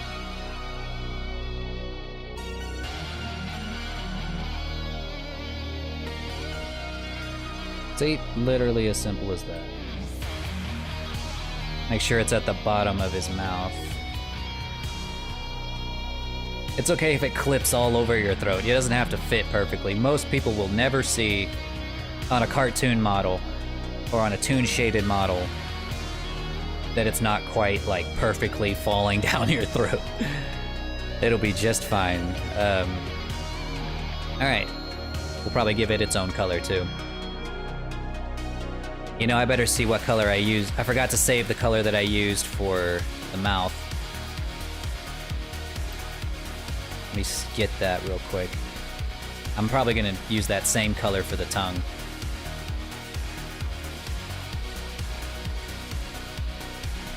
Might just use that color for the inside of the mouth too. Now that I think about it. Yeah. Maybe. I'll see. I'll see. Go to texture paint mode. Oh, yeah, here it is. We can just add that to the color palette. Now, let's see, what was its hex code? We can just go to the tongue, give it its own material, because like, though it would be easier to add it to the UV, or it could be, you could add it to the UV of the body or to the mouth.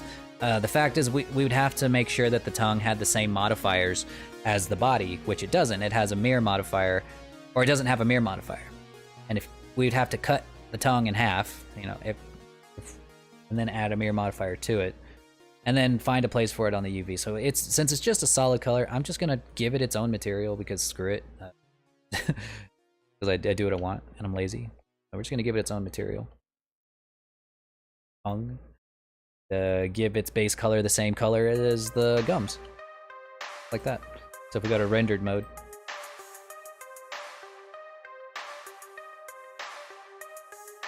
Didn't save. There. Now it has the same color as the gums. Yeah.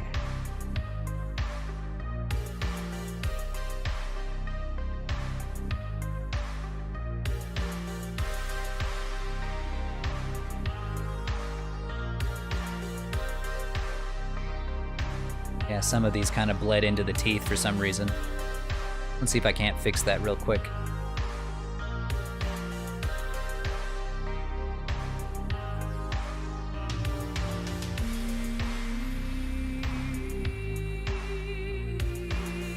Brushing his gums off of his teeth.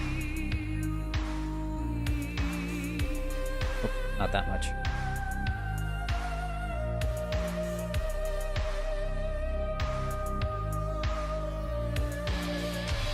There we go. Oh yes, one other very important thing. You have to save your images or all of your texture images separately from your Blender image. So if you make an image texture, you have to save it on its own. You have to go to that texture and save it as its own image. If you just click save on Blender, it will not save it. You have to do this yourself. For each and every one of them.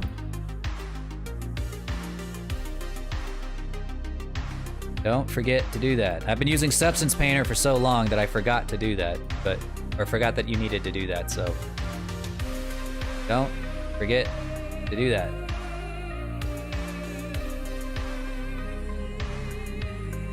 Okay. And that is a basic texture of Uldred. The basic, the absolute bare minimum, super basic texturing. We could probably add do a little bit of touch-ups here and there. which is what we're gonna do.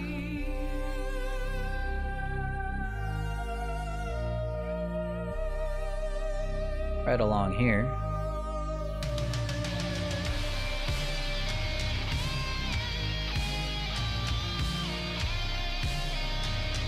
And if your UVs are pretty good, then this won't happen. My UVs are not the best right now, and they usually never are. So I have to do a lot of extra work to make them work. He's mine. I'll tell him, I'll let him know. I'll let him know this is your model now. He bought you a model. He wasn't here to claim it, even though he bought it. That is not working, for whatever reason. What's going on, yo?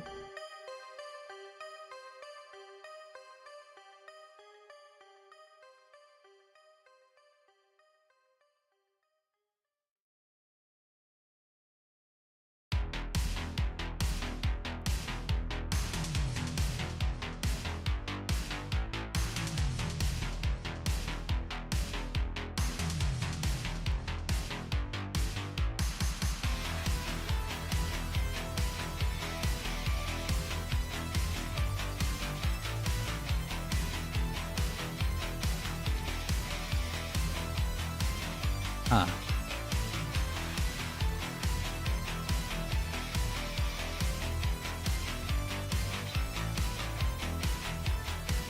I see it now. There is a seam right here between two probably duplicated vertices. Where is that at? Yeah. Right here.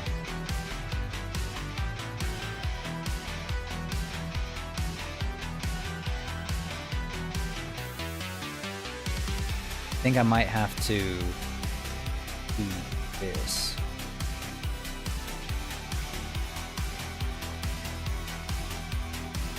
To get a good UV unwrap there. No? It would be right here, actually.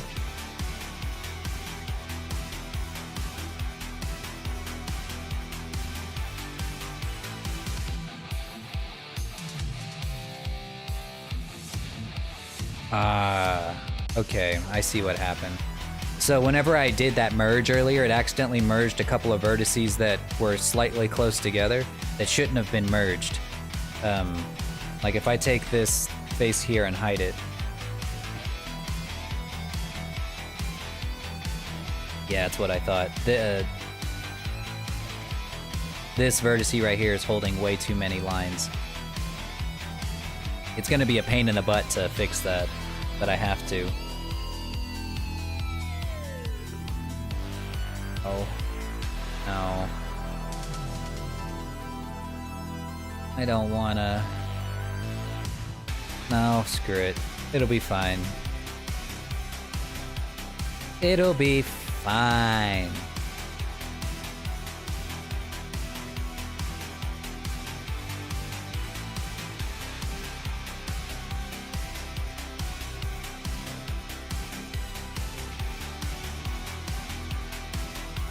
Just paint over it.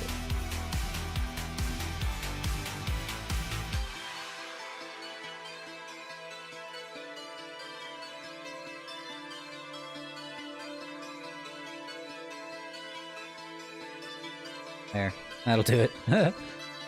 That'll be fine.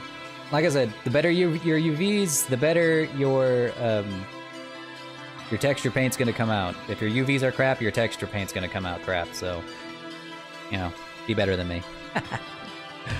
Let's see. Yeah, I think that's pretty much it. I'm just gonna take a closer look around, make sure there's no other white spots like they're right here.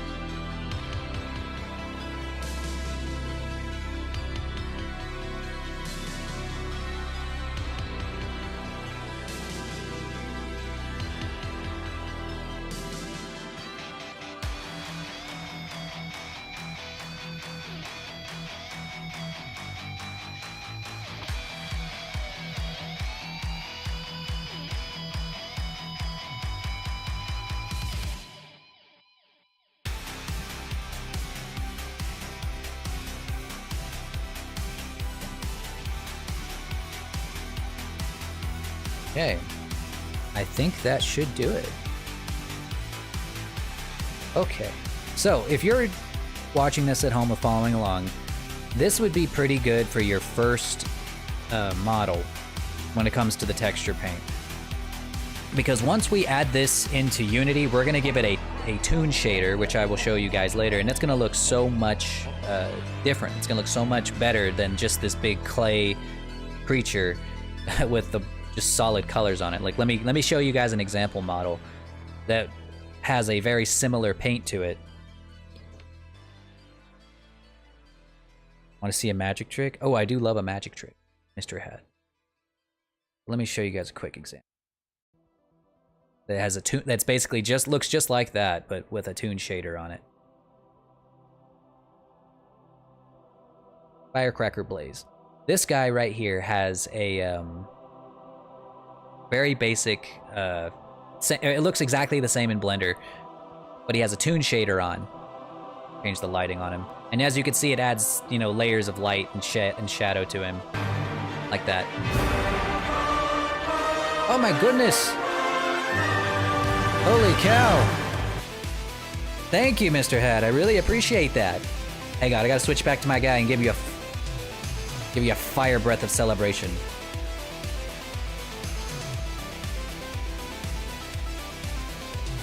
Thank you for the 5 community gift subs. I really do appreciate that. I'd switch to my voice mod if I had it active right now, but I don't.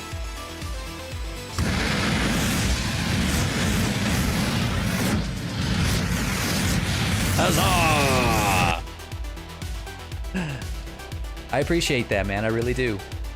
Really, really appreciate that. Every bit of support helps keep the Lord Cave going even longer.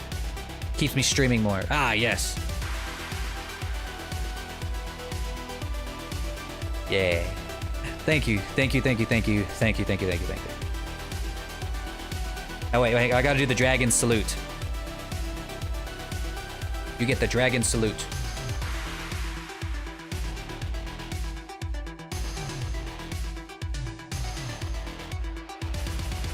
Alright, I feel cool. I want to use my glasses.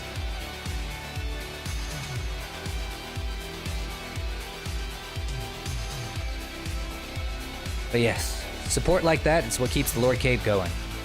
Keeps me streaming my content.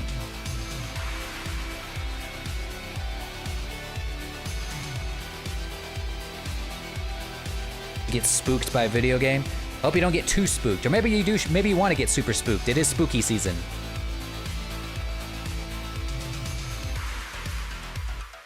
It's definitely spooky season. My favorite time of the year. Maybe I'll do a special stream with my old scratch mask on. That might be fun. I'm gonna be super duper spooked. Oh, I'm right there with you. Horror games that like have a bunch of jump scares in them. They get me every time. Every time I freak the hell out.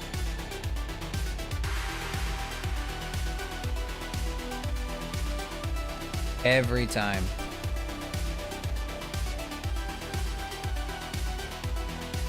Especially if you can't fight. Like if you're unable to fight the thing or fight the monsters, that fucks me up. I need to be able to fight the monsters.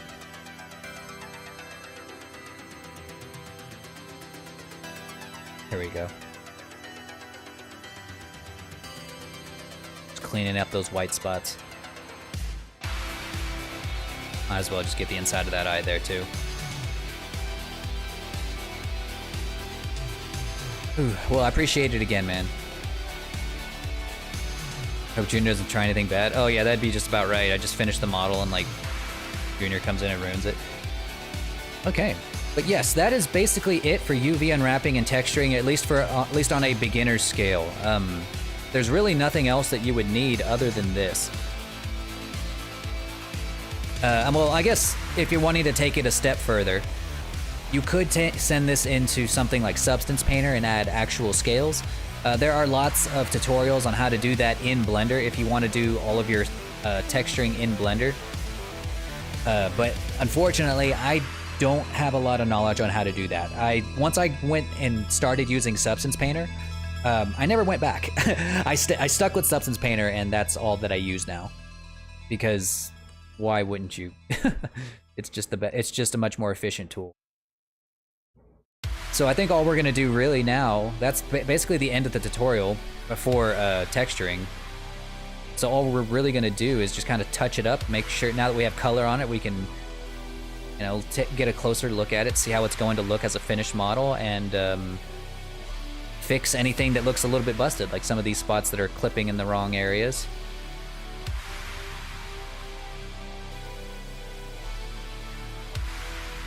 And that's pretty much it for, yeah, we got that done pretty quickly. It's a lot faster to do this than it is to, say, model it in the first place. Especially if you're gonna be a cartoon character with no clothes. Very few colors. I guess what I could do is if you have access to Substance Painter, I could show you really quickly how to add scales in Substance Painter for a toon model, that is, because this is going to be a toon shaded model.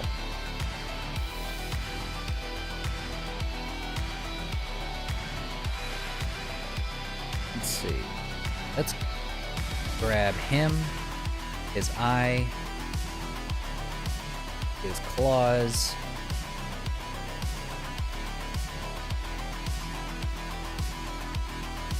I am going to change the material on his claws, though.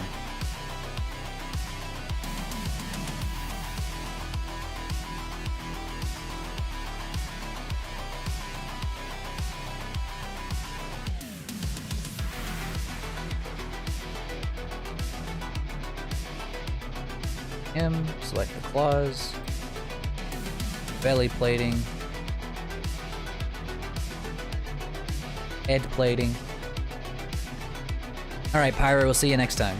Appreciate you stopping by.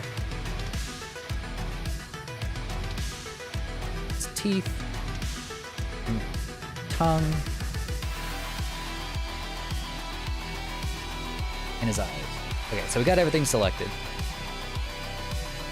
I'm gonna go ahead and open up. I'm gonna go ahead and export him as an FBX. Only selected objects.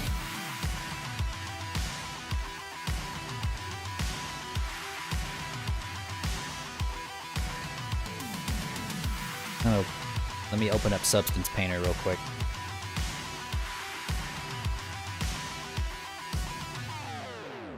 Takes a second to open up.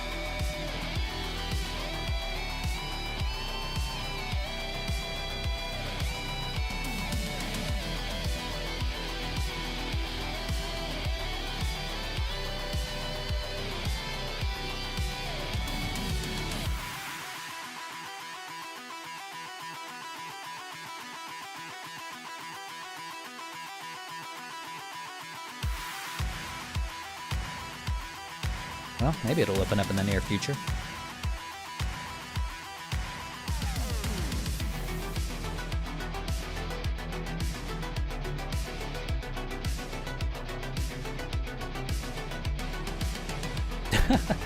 Yeah, it's gonna take forever.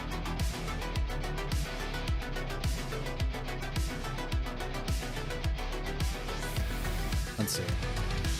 In the meantime, while that's trying to open up, what can we do left? I guess we can get started on the rig. I suppose. But I wanted to save that for tomorrow.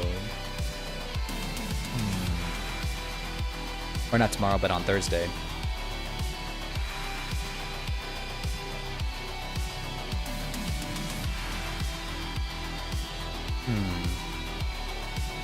I don't know.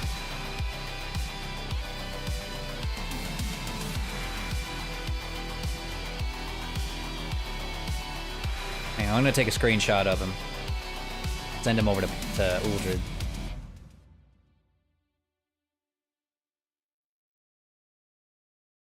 See what he thinks.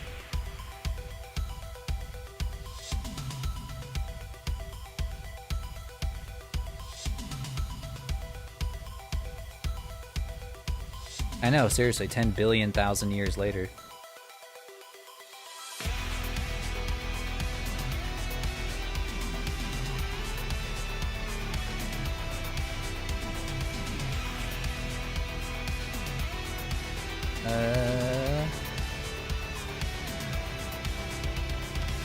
Dang, Substance Painter. Oh, it's because I accidentally opened it twice. That's why it took forever. Like, I get that it's like a hardcore software, but damn.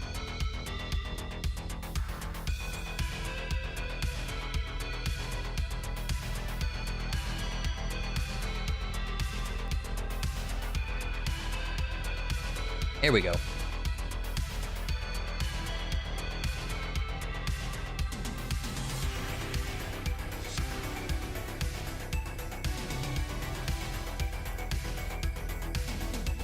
Let's see. Now, let's open up that on the stream so you guys can see what I'm doing.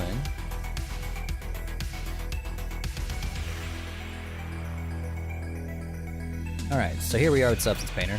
Let me make it the size of our window now.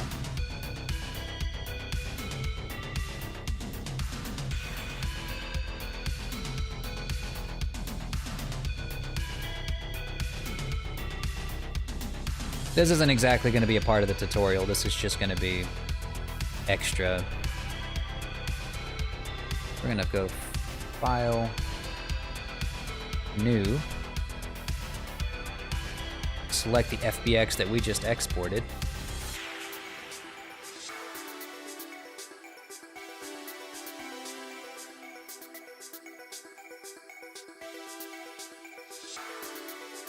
I'm gonna give them again 2K textures.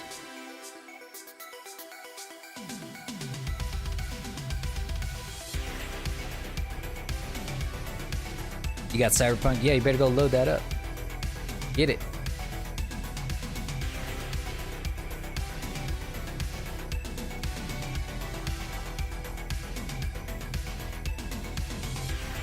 Go be a cyber samurai.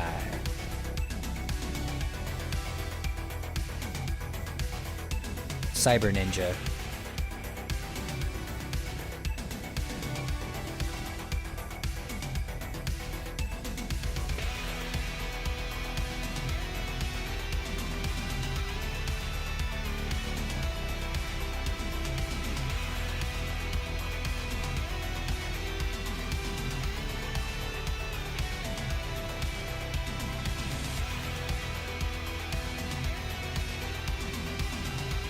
Just baking his textures.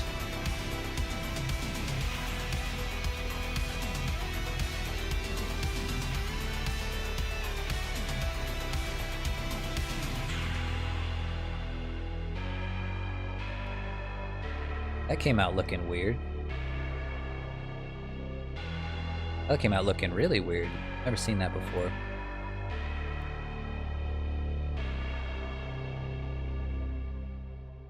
Anyways, I'm sure if we add a texture to it, it'll... How'd you know I wanted to be a samurai? Because everybody does. The fact that they have samurai swords in that game is like, it's like a given. It's for everybody.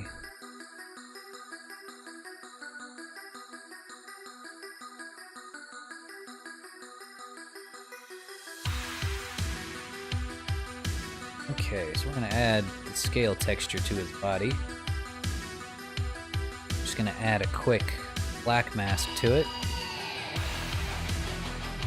That way we can paint the scales where we want them to go. The color doesn't matter because we're just gonna use the normal maps. We're not gonna use the... We're not gonna actually use this as our texture.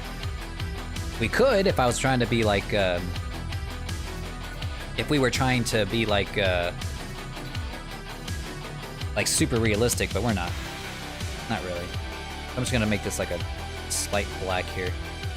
Not gonna, like I said, not gonna matter. Yeah, I don't know what's going on here, but I don't think it'll matter.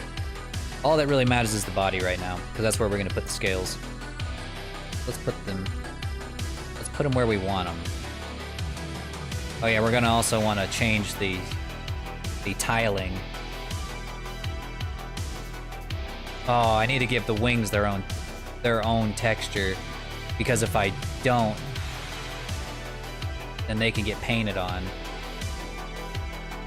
Okay, let's see. I'll make this brush smaller, and I'll just have to be careful not to not to paint on the wings if I can help it.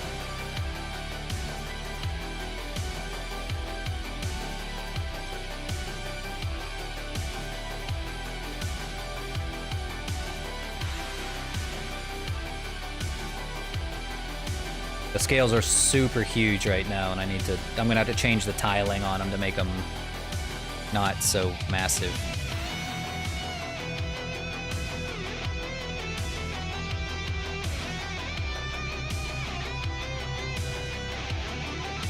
So you do that by going over to the layers, put them there, go here, tiling.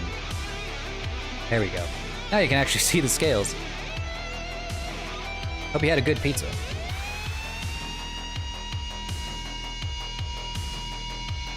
There we go.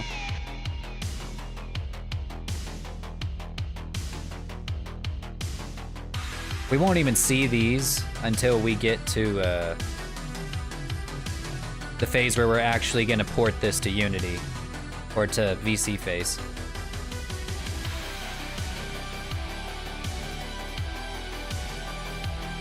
So you won't even, like, we're doing this right now, but really we're doing it pretty early. Hungry Howls. We don't have that here, so I guess I don't know what that's like.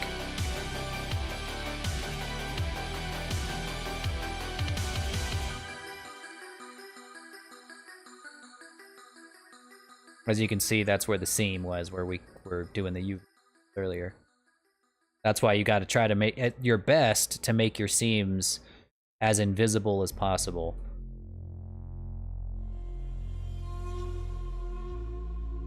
But you can't, it's impossible to make all of your seams completely, and you just can't do it.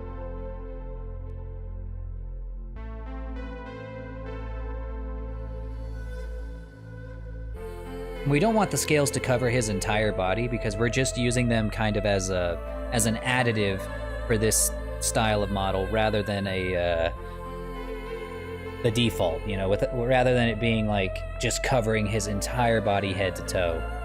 Because we're not going for hyper realistic. It's like if you were to draw on like a very light scale texture onto a cartoon model. This is just my way of doing that.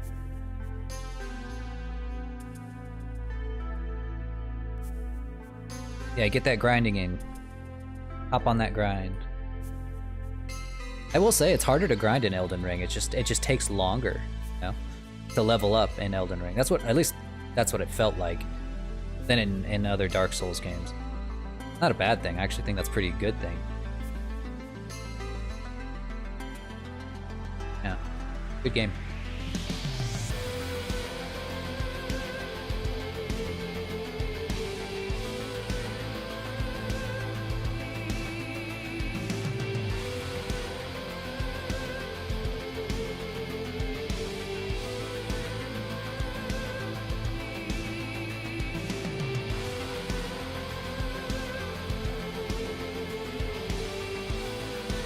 Won't even see these, so I don't even know why I'm doing it, but I'm pretty sure I know why these the stomach plates actually didn't look so hot.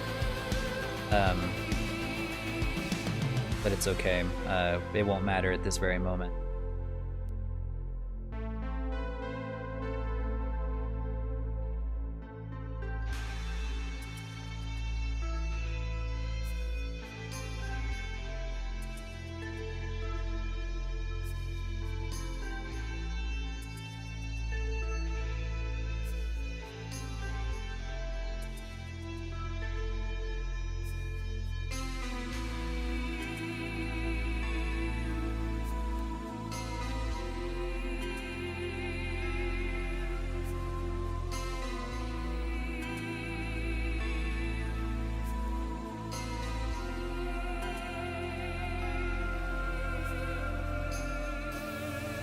I also usually give them a little bit of a lipstick, kind of, with the scales sometimes. That way it really kind of, it puts those scales right on the lips.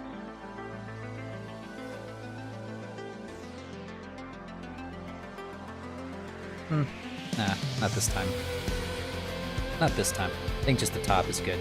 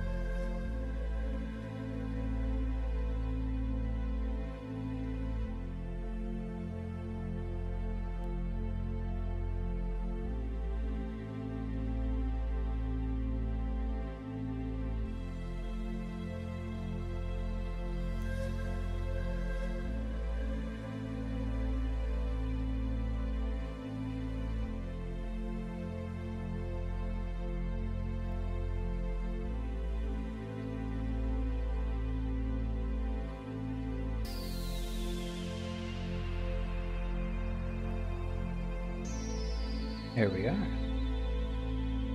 Alright, that should do it. So basically imagine adding a scale texture just to the spots that I've painted it on right now, and then we're gonna export that.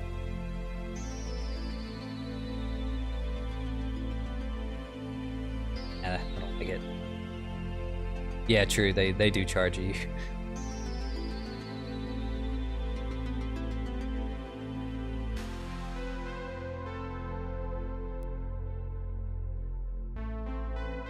Good.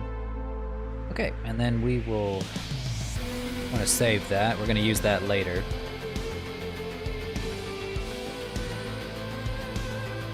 And then we're going to go back to Blender.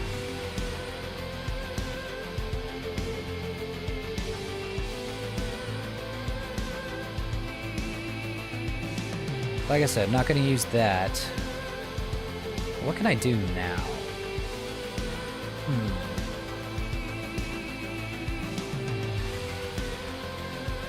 If I start on the rig, it probably will take me a while to finish it. I'm trying to think of something I can do with that will take me at like, it would take me like an hour to do, so I can finish out the stream with something that will take me roughly an hour rather than something that'll take me like 2 hours. 2 or 3 hours.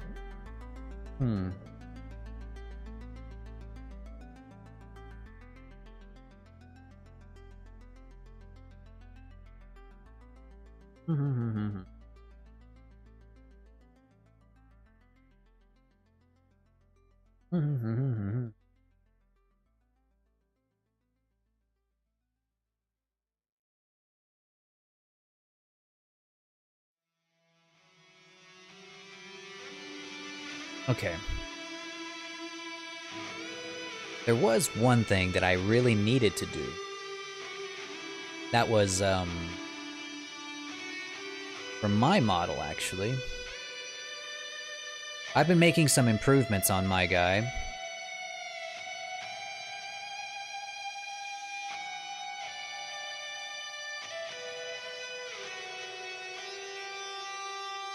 Mainly, one issue that I've had with this model is that the gums don't quite match up with the mouth. So in order to fix that, I've already made a few changes. Let me see if I can show you some. Hang on, the textures are still loading. There we are. For one, I've changed the structure of the jaw of the mouth a little bit to where the teeth will move in, or will kind of curve in over the top and the bottom. I also made the gums a little bit larger. And then I took the mouth, and because it used to be like about back here, I just pulled it forward a little bit. And I also angled my head up a little. I forgot to do that before exporting, so now I'm kind of permanently looking down. But now with this, I'm able to, you know, look down a little bit more and have a little more control over what my model looks like. But yeah. What we're gonna, I think, what was I working on? I think that was it, was just, there was something else I needed to change on this guy, but I can't remember what it was. Besides fixing the mouth. Oh yeah, I was gonna add webbing to the inside of his mouth here. Since I've already added all of these shape keys, the best way to do it is to just add it to the base mesh. Show you guys how I do that.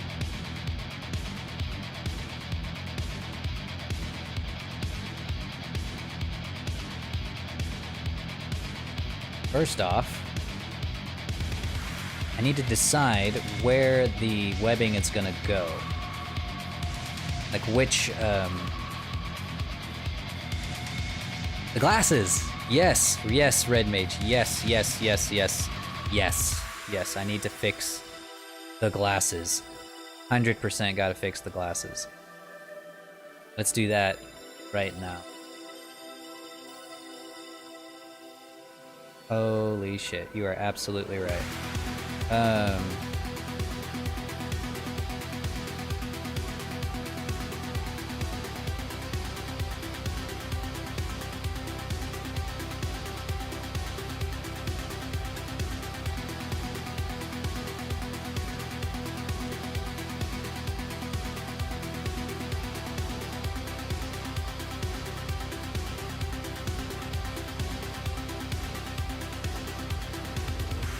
One of these wing bones has control over my glasses. I don't know which. We're gonna have to figure out which one it is.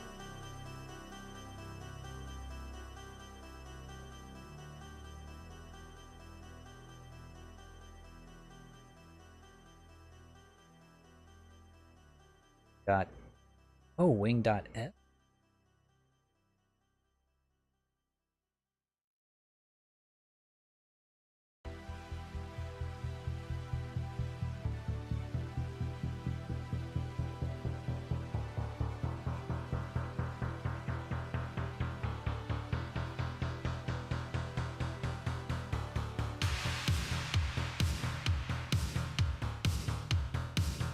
Uh-oh.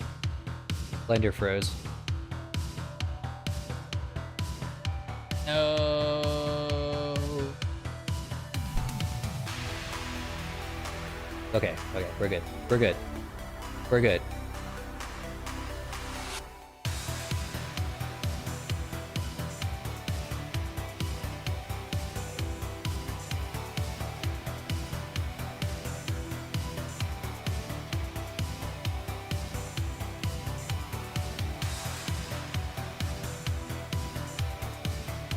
I mean, come on, which of these is it?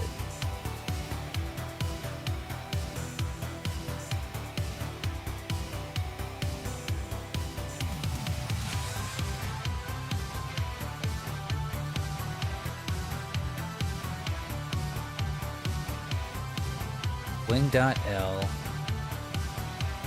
20. There's only a Wing.L 19 though. Okay, we're gonna have to go into pose mode and see if we can figure it out there.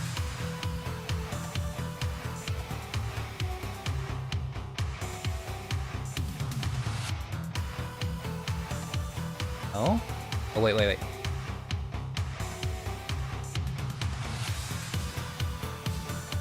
See, it is the glasses are moving just a little bit.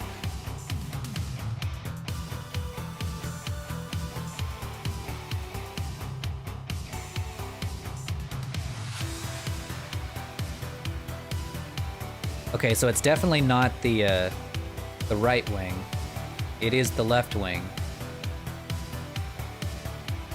But which bone is it?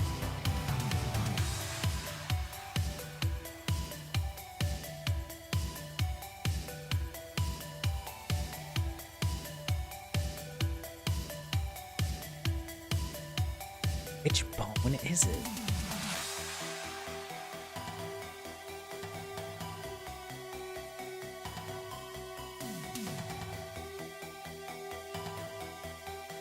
I have no idea how this happened.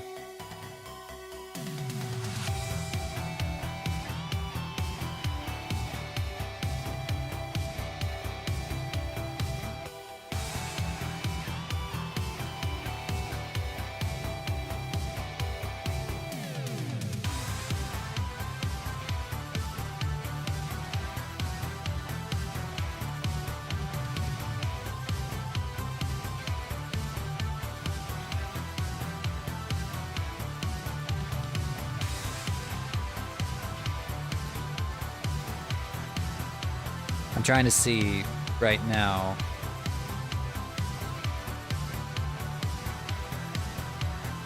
What happens if I...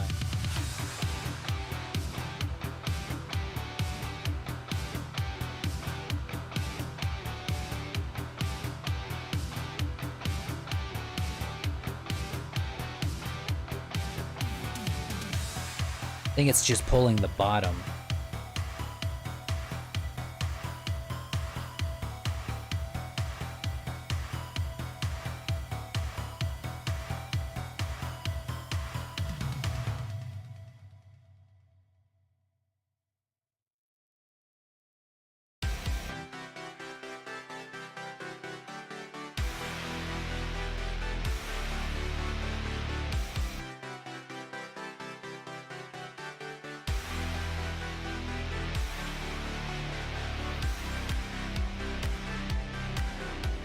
The head has total control, which is good. It's what we want.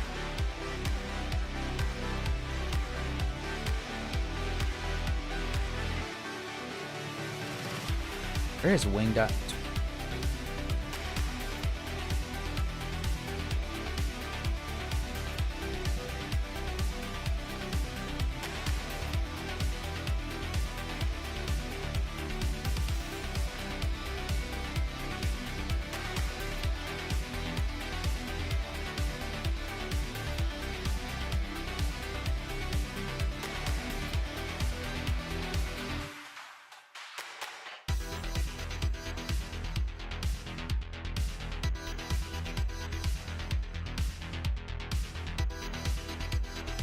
Where is...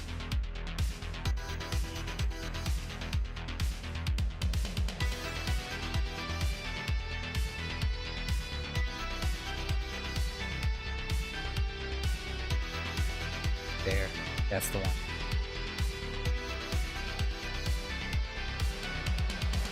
That's the one right there.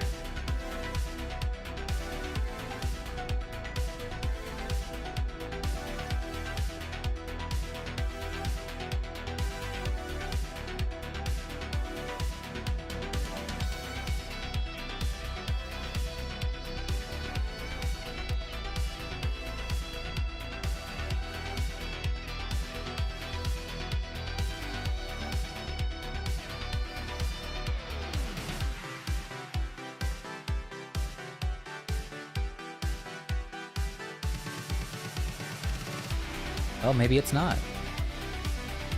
Yeah, because look, the glasses aren't moving. You know, maybe I fixed it. Maybe I did fix it already.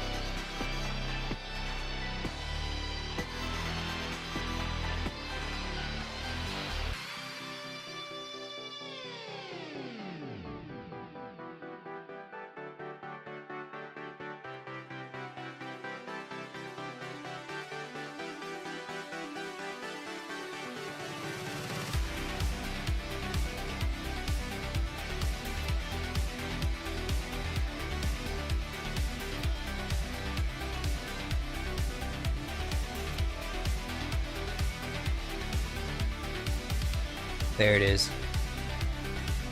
Yeah, there it is. Right there. Found it.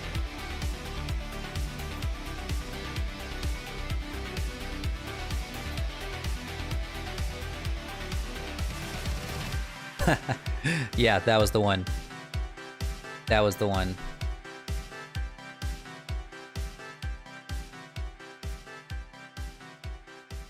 Very, very subtle, but that was the one.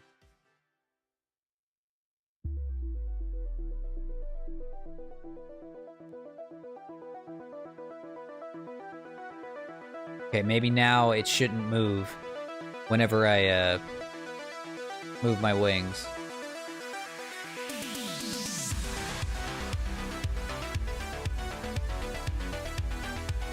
Okay, I think I got it.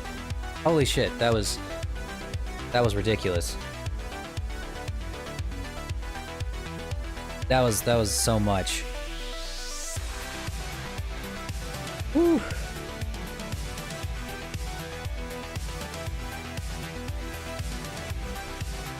Okay, what else was I gonna add?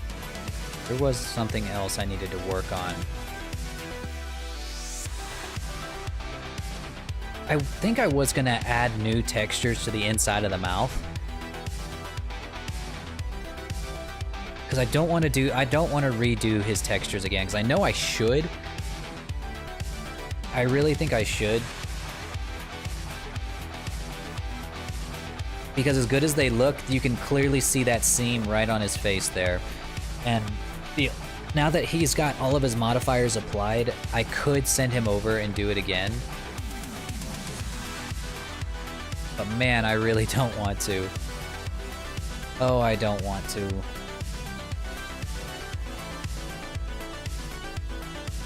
As you can see, I'd have to unwrap him again, which would be a horrific nightmare, to say the least. So I might just have to live with that seam. I might just live with it. Most people can't see it unless I point it out, and I'd have to, like, put you, like, right up next to my face. Which I don't want you that close to me anyway. Let's see. The webbing for the inside of the mouth, that's what we're gonna do. The webbing, you have to figure out where you want it to go. For me, I'm thinking right along the seam.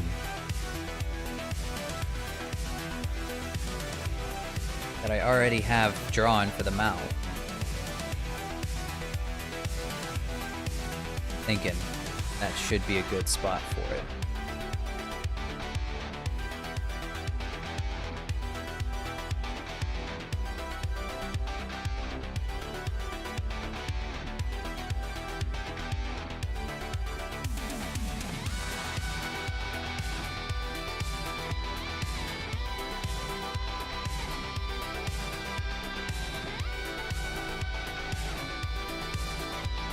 It's gonna be tricky to add it, but I'm going to.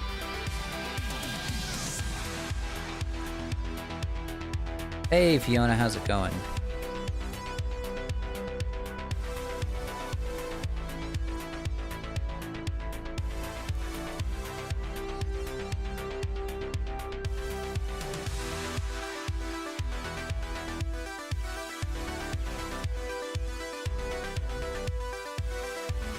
This is quite tricky.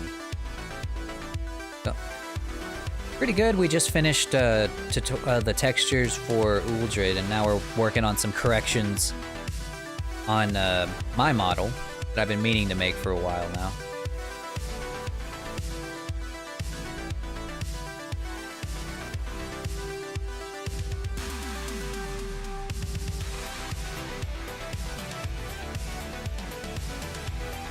I think we'll add them, like I said, right along that seam. It's just getting in there is kind of tough. Oh yeah, can I get Junior? Sure. I'll let Junior come in and fuck up my model, hang on.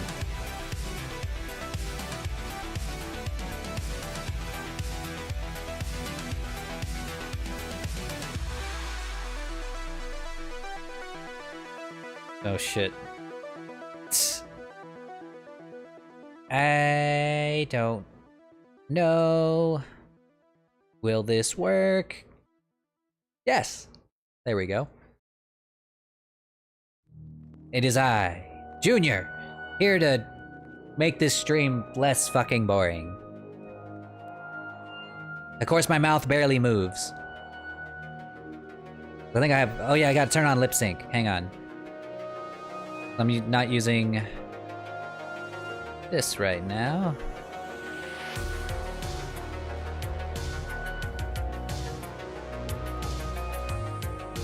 There we go. La la la la la la la. There we go. Yes. What up? What's up, bitches? Oh, we're doing this again. Oh, yay. Blender, my favorite. When are we gonna be done with Blender and go back to playing video games? Like Elden Ring and Dragon's Dogma. Remember when we used to do fun things on this stream? How about we do that again?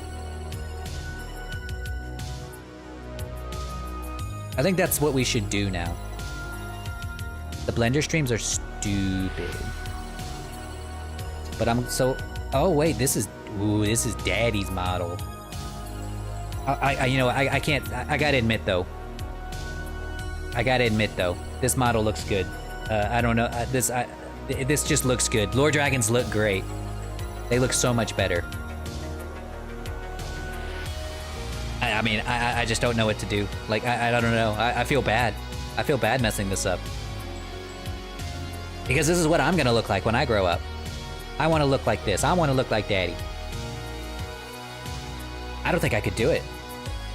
I really don't think I can do it. I really can't. It just looks so good. I simply don't have it in me to destroy such a magnificent piece. Such an exquisite piece. I'm sorry, guys. I can't do it. I've changed. I've changed. Your dad is giving us tutorials? That's fucking stupid. He's no good at tutorials. He doesn't know how to make them. Or he doesn't want to edit them. Hey! Alright, now I'm pissed off again. You know what? Never mind. I'm not changing. But I'm not gonna mess up this model. I'm gonna mess up Bouldred's. Yeah, now here's something I can completely and utterly ruin. Okay. Ow. Okay, so for one, this guy's neck is not long enough. It looks too much like a human, and humans are fucking disgusting. So we're gonna fix that. We're gonna make him look like a real dragon.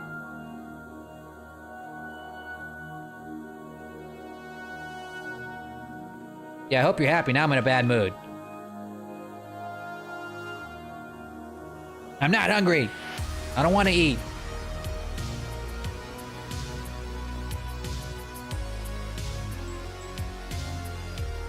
Yeah, wait.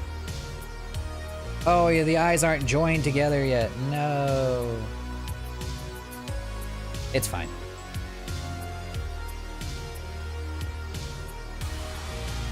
See, there we go. Now he's a real dragon. Look at that. So much taller. I'm sure he'll thank me. His wings are a pretty good size, but, you know, honestly, they could be bigger. They could be bigger. We can make the wings bigger.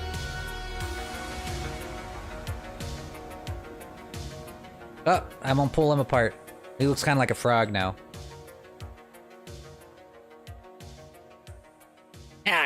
Get that shit away from me! Stop it! Stop it! Stop the guns! Stop that! Stop it, or I'll take it away from you!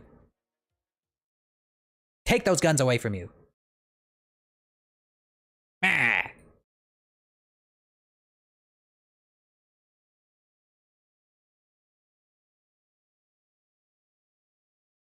That was the fourth dimension? It's just filled with this weird guy behind a computer watching me.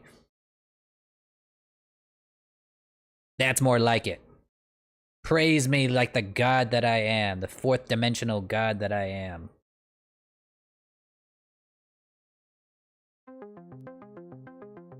There we go.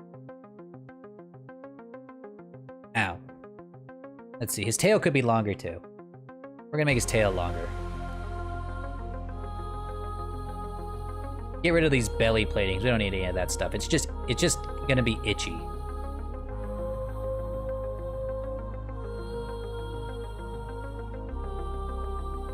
Yeah.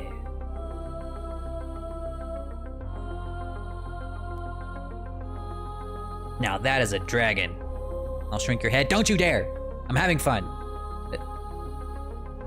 I'm adding some much needed energy to this stream, damn it.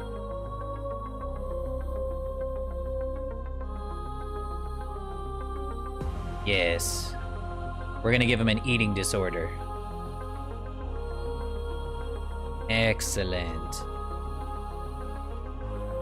Not gonna lie, this actually looks kind of cool. Maybe I should give him a long neck. Maybe he should stick with the long neck. Of course, you know, make it look nice, but...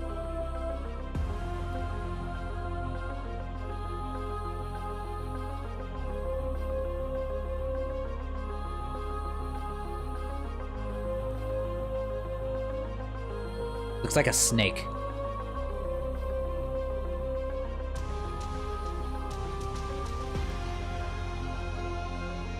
We're gonna make his chest super small.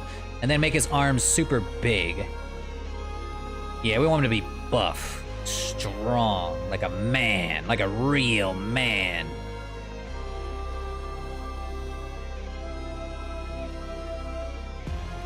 Yeah, there we go. Anchor arms.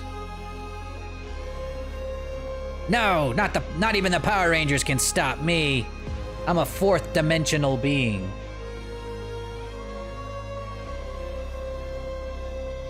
That means I'm in control. I cannot be stopped. Let's see. His legs. Yes, we're gonna give him super giant legs. Anchor legs. Yes. That's more like it. I wish I could give him abs, but I don't know how. Anchor abs. Now these are the true proportions of the perfect human form. Perfect dragon form. Massive wings. Massive tail. Massive muscles. Tiny waist.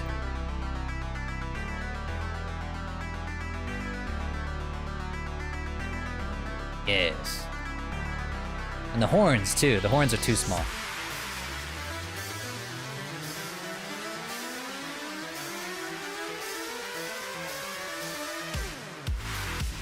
This does look kind of cool, though. Not gonna lie. Look at that. Looks kind of like Seraphis now.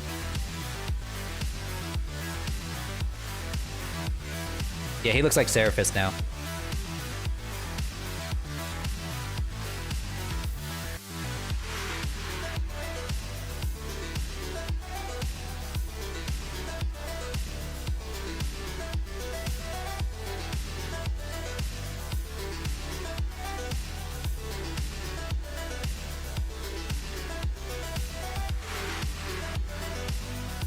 Seraphis is Pog? He is Pog. Uncle Seraphis is cool.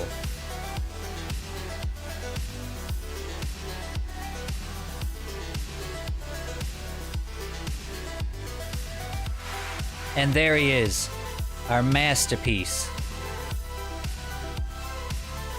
This is the true peak dragon form.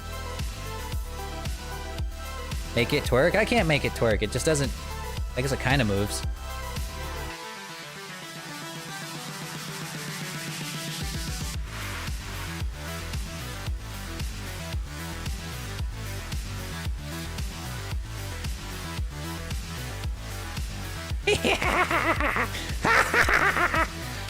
Look at that.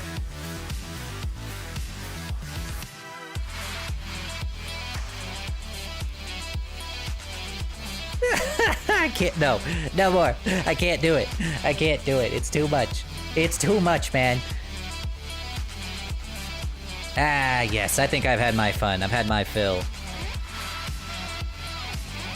Yeah, just make that tailbone pop.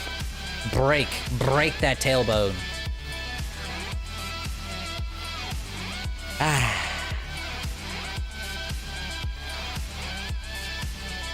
Yes, I think I've had my fun. I think it's time for me to go. Peace out, bitches. See ya never. Call me whenever you're playing actual video games.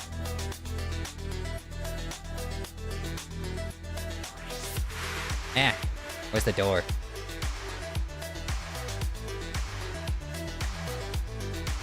How do I get out of here?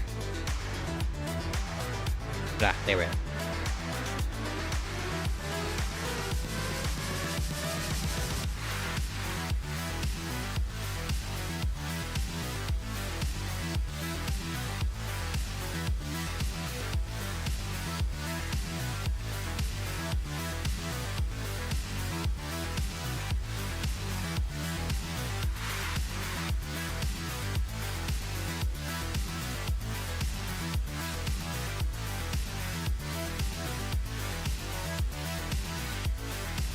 All right, I'm back.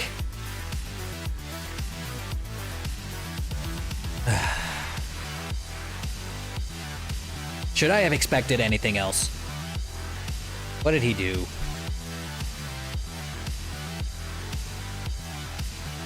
Of course, the giant muscles again that look terrible. These wings are atrocious. They're huge. I do like big wings, but at least make them look good. Look at this. Looks like garbage. I do like extremely long tails too, but again, looks like trash. Not gonna lie though, I do kind of like the proportions. He made the model twerk, that fucking degenerate rapscallion. Really though, he is right about one thing. I did hear what he said as I was walking in. He said, we should be playing more video games. I feel like that is something I should do. But this, you know, not gonna lie, the proportions on this are kind of good. Like, the long neck at the top. I mean, despite, you know, the obvious, like, the muscles are too big, I would probably make a model that looks kind of like this. Like, skinny, though. Like, really skinny, like, snake-like. I don't know. Something to think about for later.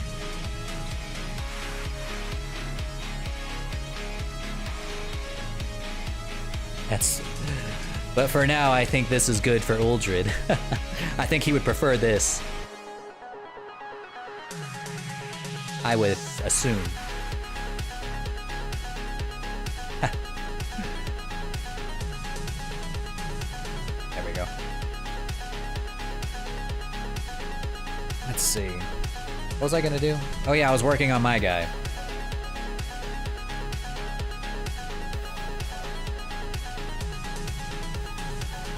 Oh yeah, I was adding the webbing to his mouth.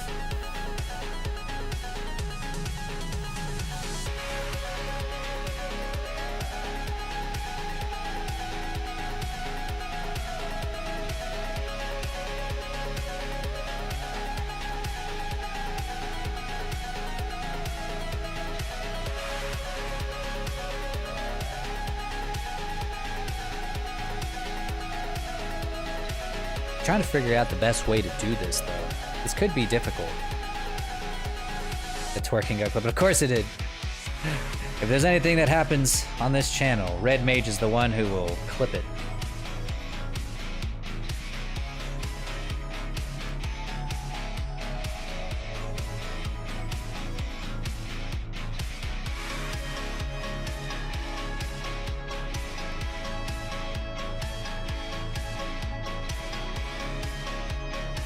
I think I'm gonna have to temporarily open up the mouth a little bit just to get this webbing in here.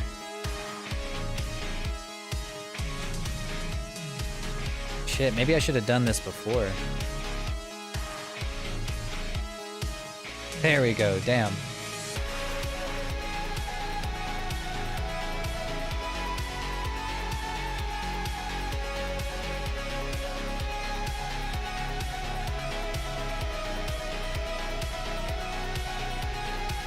And I'd have to do that like there though.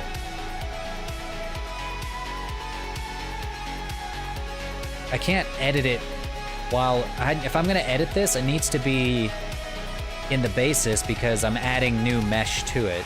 So I can't add this while the mouth is open, which would make this about 12 billion times easier.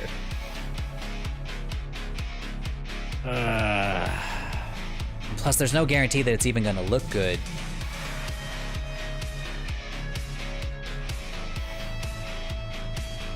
Yeah, there's not really much of a guarantee that it's actually gonna look good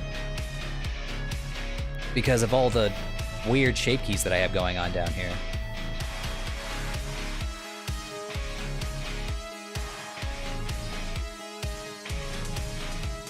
Brother wanted me to do something on a game for him, but sending his this way.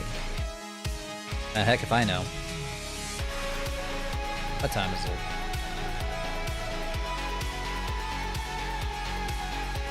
Well, I actually got to head out here pretty quick, but I'm expecting somebody to come in and take a piece of furniture from our garage, and I need to be here to help them load it. So, I'll go ahead. I'll have to log off for now, but I will see you guys probably Thursday. I don't think I'm going to be able to stream tomorrow, but I'll be back at it on Thursday, and I think we'll continue working. We're going to start rigging. We're going to start rigging Uldred, and we'll probably have enough time to rig and then add the shape keys, and if all goes well, we might even have a testable model by the end of the day. So we'll see what happens. In the meantime, I will see you guys next time. Have a good one.